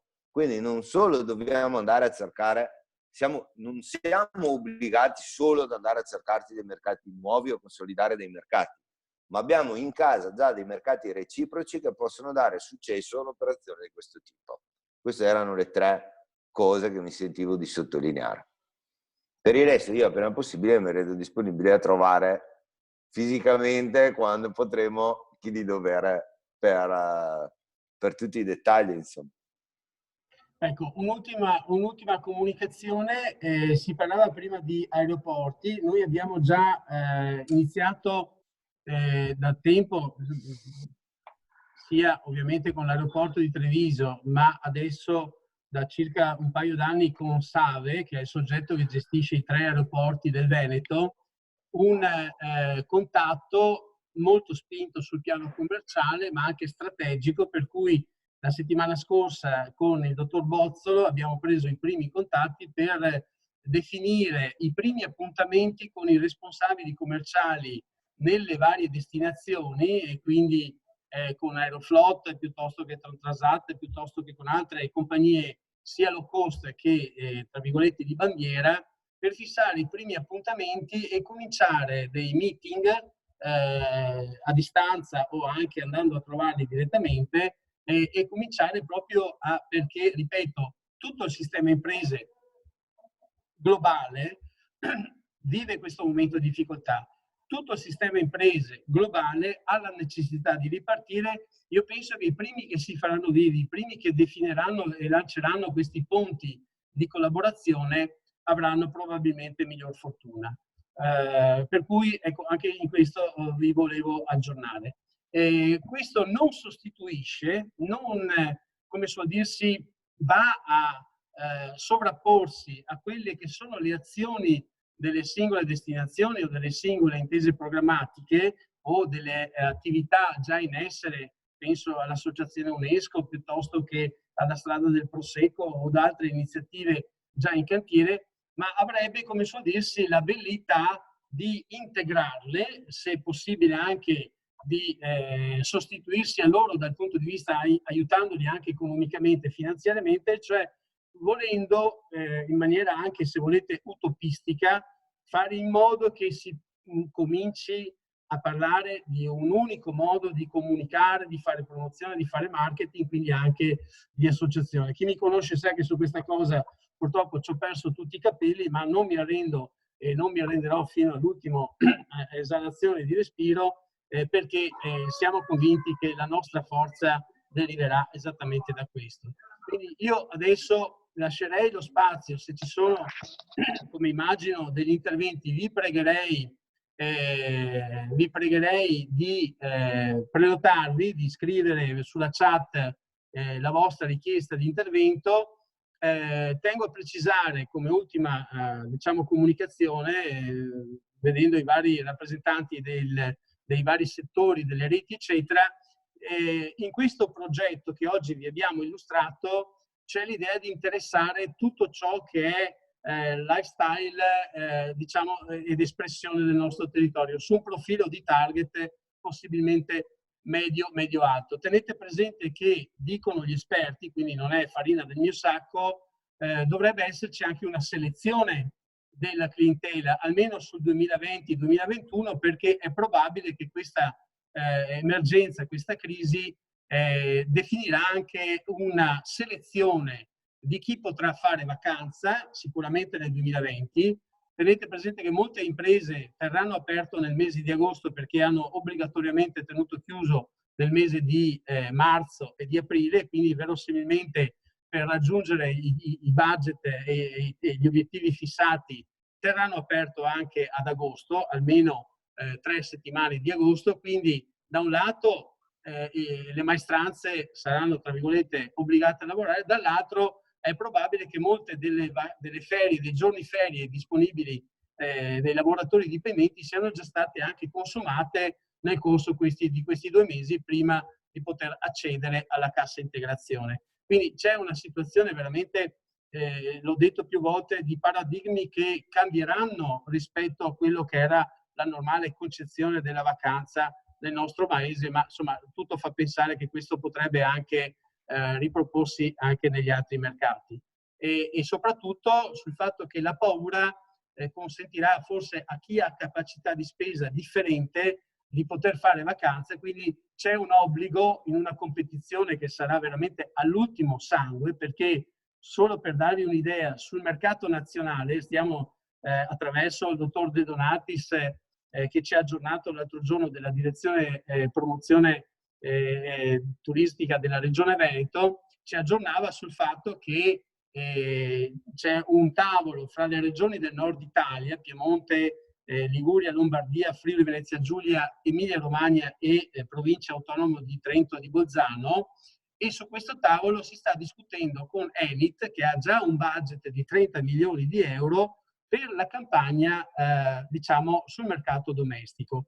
Ora io non oso pensare, quando, ripeto, si apriranno le porte del pollaio, cosa si scatenerà dalla Sicilia alla Val d'Aosta e la quantità di messaggi che indurranno comunque, sensibilizzando i 60 milioni di italiani, d'accordo, nel dire venite a fare la vacanza in Puglia piuttosto che in Sicilia, in Calabria e Sardegna o nel resto del paese. Quindi noi dobbiamo farci trovare pronti, dobbiamo essere altrettanto efficaci e soprattutto capire le risorse disponibili come potranno essere diciamo rese efficaci. Ma solo la qualità dei nostri servizi, quindi non l'albergo o la camera o i servizi delle strutture ricettive, ma dei servizi fuori dalle strutture ricettive, quindi vedo Brida, vedo tutti gli amici che si occupano delle guide turistiche di questi servizi, saremo chiamati ad avere un profilo medio-alto. Penso alle Proloco, penso a tutta la gestione di siti naturalistici del territorio dell'Alta Marca, piuttosto che altro. Insomma, quindi veramente è un momento in cui siamo chiamati a serrare le fila e soprattutto a far capire che ogni euro di investimento deve essere finalizzato ad un concerto, ad una concertazione che sia coordinata, perché il fatto che un territorio voglia fare il proprio video, voglia fare la propria attività, la propria brochure, eccetera, e poi rimanga tutto questo materiale in quel territorio, ripeto, è un segnale di dispendio e di verosimilmente anche di sperpero. Quindi è bene che ognuno sappia fare il suo lavoro, è bene che però venga messo in circuitazione con questa strategia, che è la strategia regionale e della destinazione trevigiana. Quindi io comincerei con dare a chi ha fatto le prime richieste di intervento la parola, e quindi se volete, non so, Tiziano Simonato voleva fare un primo intervento. Sì, grazie Alessandro e buongiorno a tutti. Innanzitutto complimenti, perché riuscire a mettere assieme tutti questi operatori credo che non sia stato neanche semplice, e grazie a questi sistemi probabilmente dovremo rivedere anche le modalità di aggregazione quando sarà consentito. Quindi dobbiamo comunque ripensare anche al settore dei congressi. Infatti c'è un articolo sul Sole 24 Ore che mi preoccupa un po', perché anche il Sole 24 Ore sostiene che questi nuovi sistemi di comunicazione modificheranno radicalmente l'esigenza di aggregarci. Però io penso che per natura ci sarà sicuramente l'esigenza di vedere a quattro occhi le persone, per come siamo abituati a ragionare, e anche per quanto ovviamente l'ospitalità veneta sa fare, insomma, ecco. Altrimenti le 70 milioni di presenze che sono state registrate fino al 2019, sicuramente una flessione ci sarà, e anche importante per quest'anno e probabilmente anche per il 2021, ma credo che se noi continueremo a proporre progetti e proposte innovative, probabilmente riusciremo a passare oltre a questo momento. L'iniziativa di Davide la trovo interessante, ecco, anche perché se mi sembra di capire dovrebbe essere una sorta di progetto di rete trasversale che va dal lago di Garda probabilmente fino alla pedemontana nostra, quindi potrebbe contenere un po' tutte quelle reti che magari fanno anche fatica, ce ne saranno alcune di molto performanti, ma alcune che probabilmente fanno anche fatica a promuovere il proprio prodotto. Quindi, se non ho capito male, questa è una rete cappello che potrebbe poi anche raggruppare le reti che propongono sostanzialmente gli stessi servizi. Ecco, credo sia questo il messaggio, no? Molto interessante trovo anche l'opportunità di poter parlare a breve con le compagnie aeree, perché se noi vogliamo ragionare innanzitutto per far capire che il nostro territorio è pronto ad accogliere di nuovo i turisti, probabilmente bisogna capire chi ce li porterà qua i turisti. Ecco. Quindi ritengo che il passaggio alle compagnie aeree sia sicuramente la prima mossa strategica per la quale riuscire poi a intercettare, a riuscire a capire quando cominceranno a rimuoversi i flussi. Quindi se noi abbiamo il contatto, tramite ovviamente la tua fondazione, con il dottor Bozzolo, sarebbe importante favorire questo dialogo con le compagnie aeree. Ecco, quindi se non ho capito male, adesso ci sarà un prossimo incontro, o comunque un incontro sempre virtuale come stiamo procedendo, dove ci darete qualche maggiore indicazione sulla operatività di questa proposta di aggregazione trasversale, chiamiamola così. Se posso, Cristiano? Sì, prego. Ecco, allora, domani mattina, domani insomma in giornata, riceverete come follow up dell'incontro di oggi a tutti coloro che si sono iscritti una mail di sistema, quindi di Zoom, alla quale Elisa attaccherà, aggregherà diciamo, i documenti illustrati oggi, d'accordo? E semplicemente una volta che avete preso conoscenza e coscienza di questo materiale, una richiesta di manifestare semplicemente l'interesse al progetto, al quale poi seguiranno dei contatti evidentemente singolarmente, perché non è che sia semplice spiegare a 100 persone o a 10 o a 15 si aderirà al 10 o 15% l'intero progetto. Quindi con domani finisce la parte, diciamo, collettiva, per poi riservarci una parte one to one nel quale io, Elisa e Davide saremo evidentemente a disposizione per i dettagli e anche le modalità, perché appunto poi c'è anche questo contratto di aggregazione, questo contratto di associazione temporanea di imprese che in parte è già partito proprio con tutte le imprese di Garda, quindi Davide ha già fatto un importante lavoro, quindi lui è già nella condizione di presentare questo suo progetto. Sta a noi adesso, dopo che il Polesine si è già espresso e ha già confermato la propria adesione al progetto con un certo tipo di budget, sta a noi adesso completare la parte, diciamo, dell'area dell'ambito trevigiano.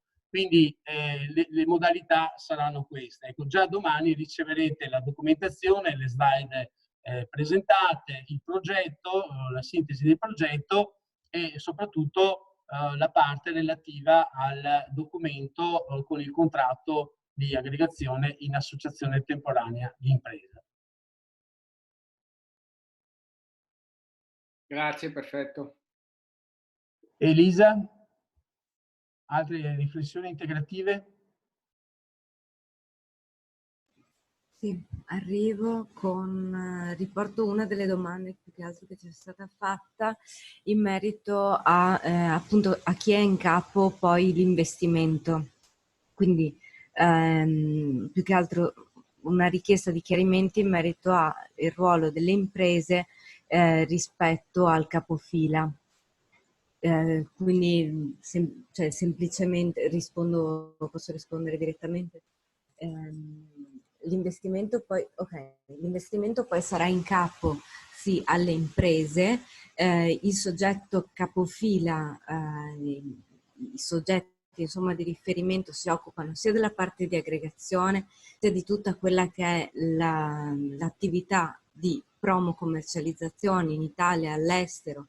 Per quanto riguarda l'ambito digitale, i rapporti con le camere di commercio italiane all'estero, nuovamente, come stava dicendo Tiziano, con le compagnie aeree piuttosto che con Save, quindi di andare a realizzare proprio il progetto di per sé, tutta la parte di ideazione, di realizzazione di quello che serve, fino ai pacchetti turistici che poi verranno promo-commercializzati verso tour operator, agenti di viaggio, utenti finali e anche per la parte relativa al finanziamento che poi appunto sarà verso le aziende. Quindi diciamo che le aziende hanno un ruolo chiave in tutti i sensi e saranno poi protagoniste stesse dei pacchetti turistici che vengono realizzati.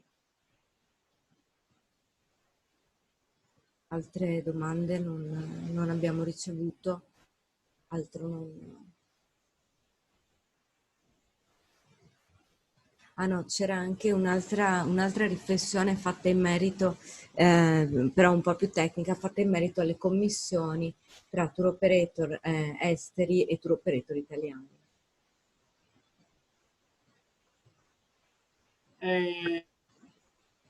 Vedo in linea l'assessore regionale al turismo Federico Caner, che ringrazio per questo suo... So che avevi un'agenda, assessore, estremamente complicata, per cui grazie di averci così raggiunto. E ti faccio una breve sintesi per poi consentirti eventualmente anche un tuo saluto, visto che siamo ancora in 63 presenti a questo lavoro, siamo partiti in circa 90 e sostanzialmente abbiamo esposto questo progetto, questa ipotesi di progettuale da candidare con il bando in scadenza il 9 di giugno. La sintesi è che puntiamo finalmente a definire un prodotto turistico veneto o comunque interprovinciale che, partendo dal lago di Garda, da Verona, con la rete di impresa Garda Green e passando attraverso Polesine, poi raggiunga anche la Marca Trevigiana, diciamo, nel suo insieme.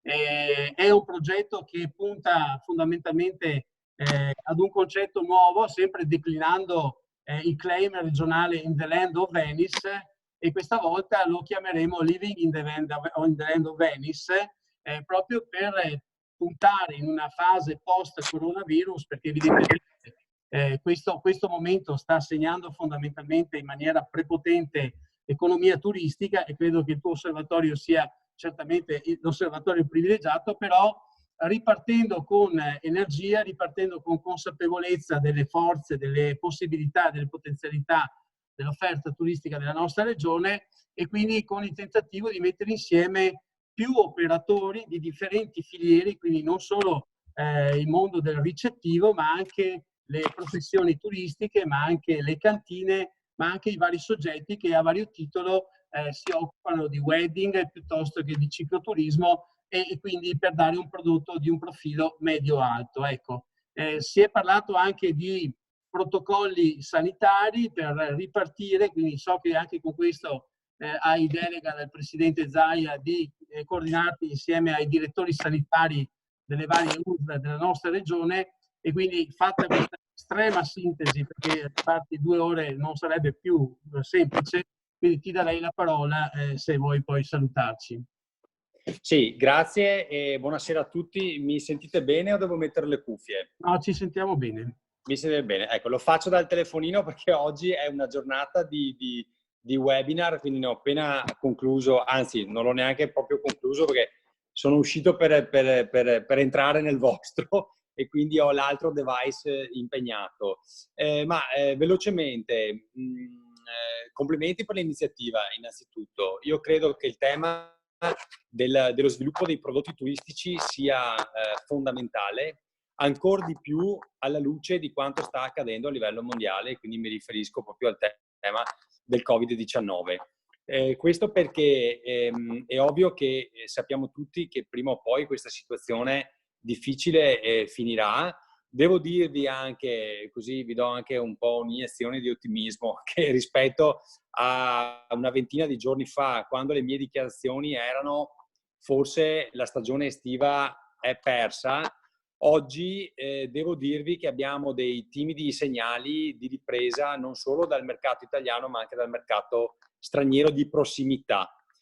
Quindi in particolare per esempio il mercato tedesco è un mercato che nonostante i loro dirigenti, i loro politici tutti i giorni facciano pressione, questo mi preoccupa ovviamente, per andare a fare le vacanze magari in Nord Africa piuttosto che in Croazia, devo dirvi però che il popolo, la gente tedesca affezionata ai nostri territori in realtà sta chiedendo anche ai nostri albergatori di poter di capire com'è la situazione in Veneto, perché vorrebbero venire a fare le vacanze quest'estate da noi. Questo vale un po' in tutto il territorio, quindi non vale solo per il mare, ma vale anche appunto per le città d'arte, per i prodotti particolari legati all'enogastronomia, al cosiddetto turismo slow, lento e green.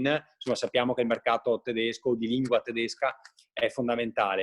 Quindi, siccome questo Covid-19 sicuramente ci cambierà tutti i paradigmi sociali, dovremo fare turismo in maniera differente, credo che sviluppare prodotti nuovi, soprattutto collegati alle peculiarità che noi abbiamo e anche legate allo star bene, insomma in Veneto si sta bene, si mangia bene, si vive bene, c'è una bella natura, c'è una sanità che funziona e questo sarà un tema secondo me anche da sviluppare e da comunicare attenzione con intelligenza, non dicendo venite qua perché abbiamo gli hotel che sono attrezzati come ospedali, perché ovviamente questa sarebbe una comunicazione non positiva, ma è dire attenzione che vieni in un luogo che è sicuro a 360 gradi, è sicuro per quanto riguarda la microcriminalità, è sicuro per quanto riguarda l'alimentazione, è sicuro per quanto riguarda la sanità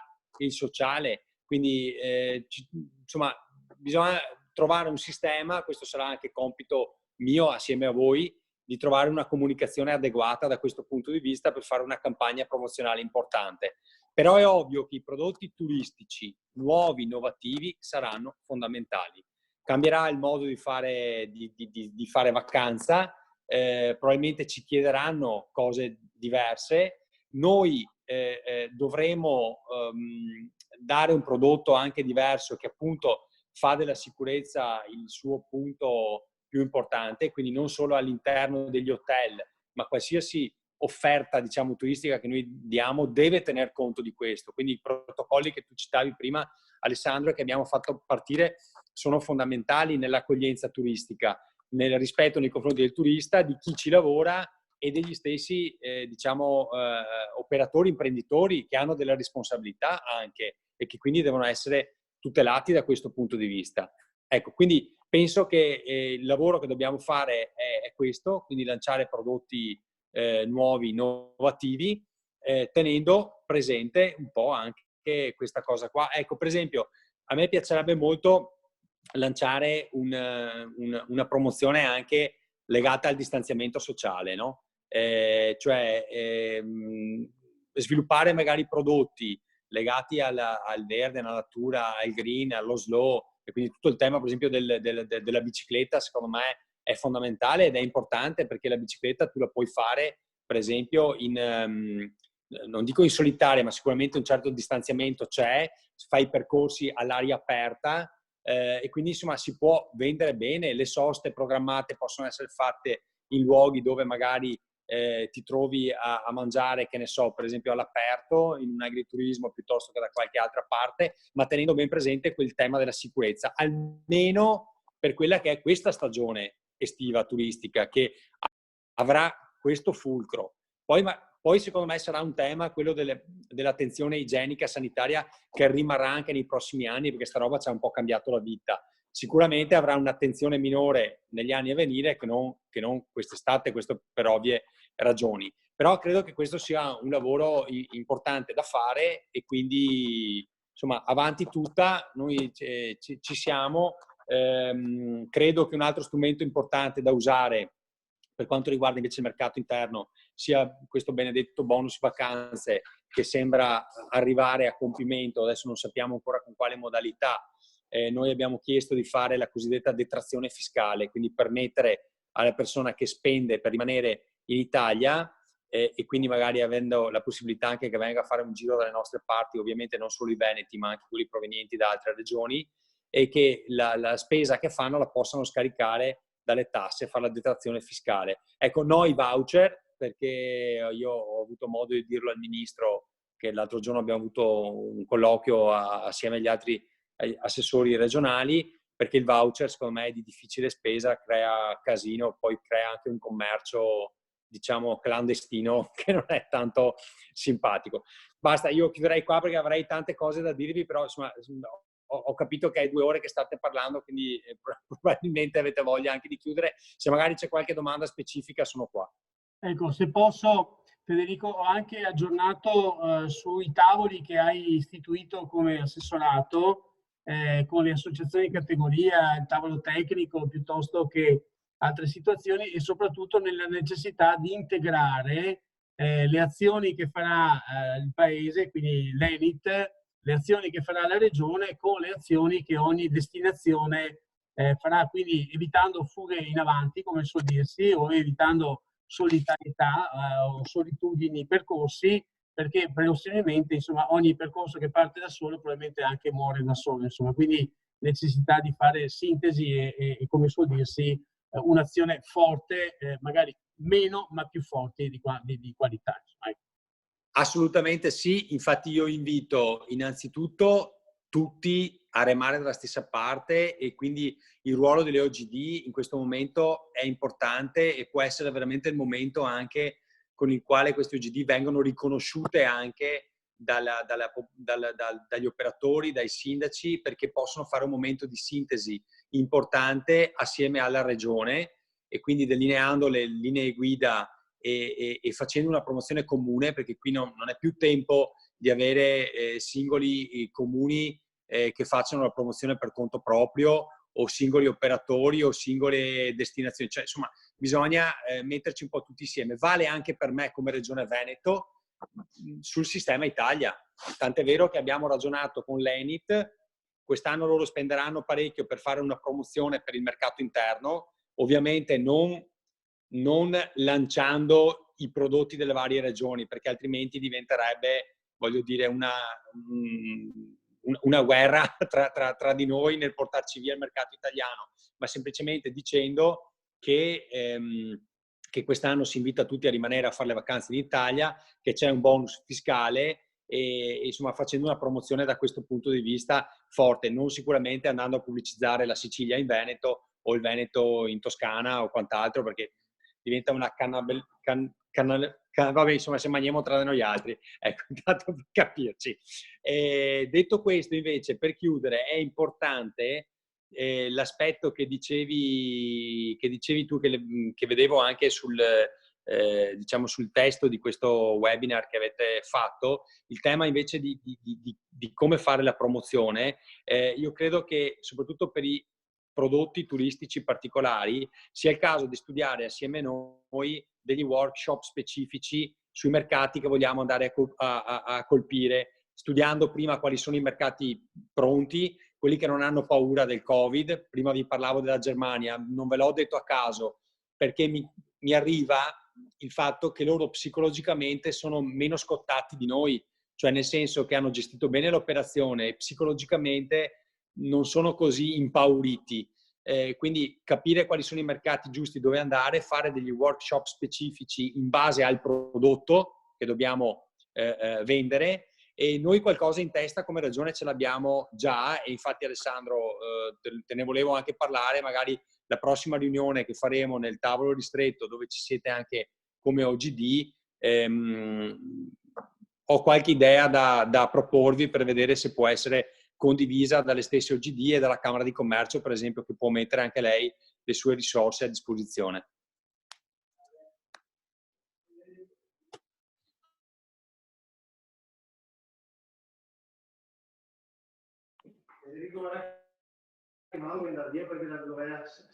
Sì, eccomi qua, mi senti? Sì. Adesso non so se mi sentite anche voi. Allora ringrazio molto l'assessore, ringrazio tutti voi. Se non ci sono ulteriori richieste anche dirette all'assessore, visto che insomma abbiamo la fortuna di averlo qui con noi, Io vi ringrazio perché siete stati numerosi, siete stati fino alla fine, insomma, abbiamo mantenuto quasi il 70% di chi è partito. Ringrazio particolarmente Elisa per l'ottimo lavoro fatto e naturalmente Davide Fumaneri, che è stato un po' l'anima e il promotore di questa cosa. Ricordo nuovamente, da domani mattina cominciate a ricevere i feedback di questa riunione, la prima comunicazione di Zoom con gli allegati che Elisa preparerà nottetempo, quindi è già sorridente con una bella tazza di caffè fino a domattina per preparare le slide, e poi aspettiamo i vostri feedback e le conferme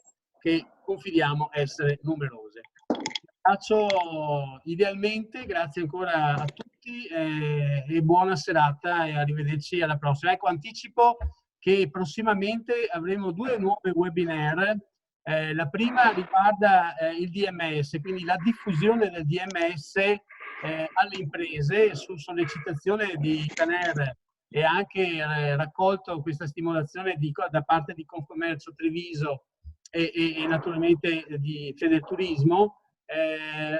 Organizzeremo, se ce la facciamo già la settimana prossima, un incontro aperto per parlare di questo famigerato DMS e di come dopo questa crisi che insomma ci ha coinvolto tutti sia ancora più strategico sfruttare lo strumento che la Regione ha messo a punto investendo insomma parecchie risorse, non per sostituirci naturalmente o per sostituirci a Booking.com, premesso che Booking.com è in gravissima crisi finanziaria perché insomma il mondo si è fermato, quindi anche Booking ha le sue belle difficoltà da Amsterdam, quindi alla faccia degli olandesi che ci hanno voluto bene in questi 2 mesi. È il momento per Carlo. Esatto. Ma per dire comunque che un po' spendendo meno di commissioni, un po' perché noi conosciamo bene e tutti voi conoscete molto bene il nostro territorio, penso che sfruttare il DMS per il terzo modulo, quello della commercializzazione da Veneti e quindi verso il mondo, sia una straordinaria opportunità. Quindi faremo questo webinar e ripeto, secondo è quello che viceversa faremo proprio sul segmento mais per candidare anche un progetto dedicato al turismo mais che probabilmente più di altri ha sofferto e soffrirà ancora per lunghi mesi questa pandemia di Covid-19. Quindi grazie, rimanete in contatto con i nostri canali social. Elisa risponde H24 su Instagram, su Facebook, eccetera. Quindi vi aspettiamo per qualsiasi tipo di chiarimento. Buona serata e grazie a tutti. Arrivederci a tutti. Grazie.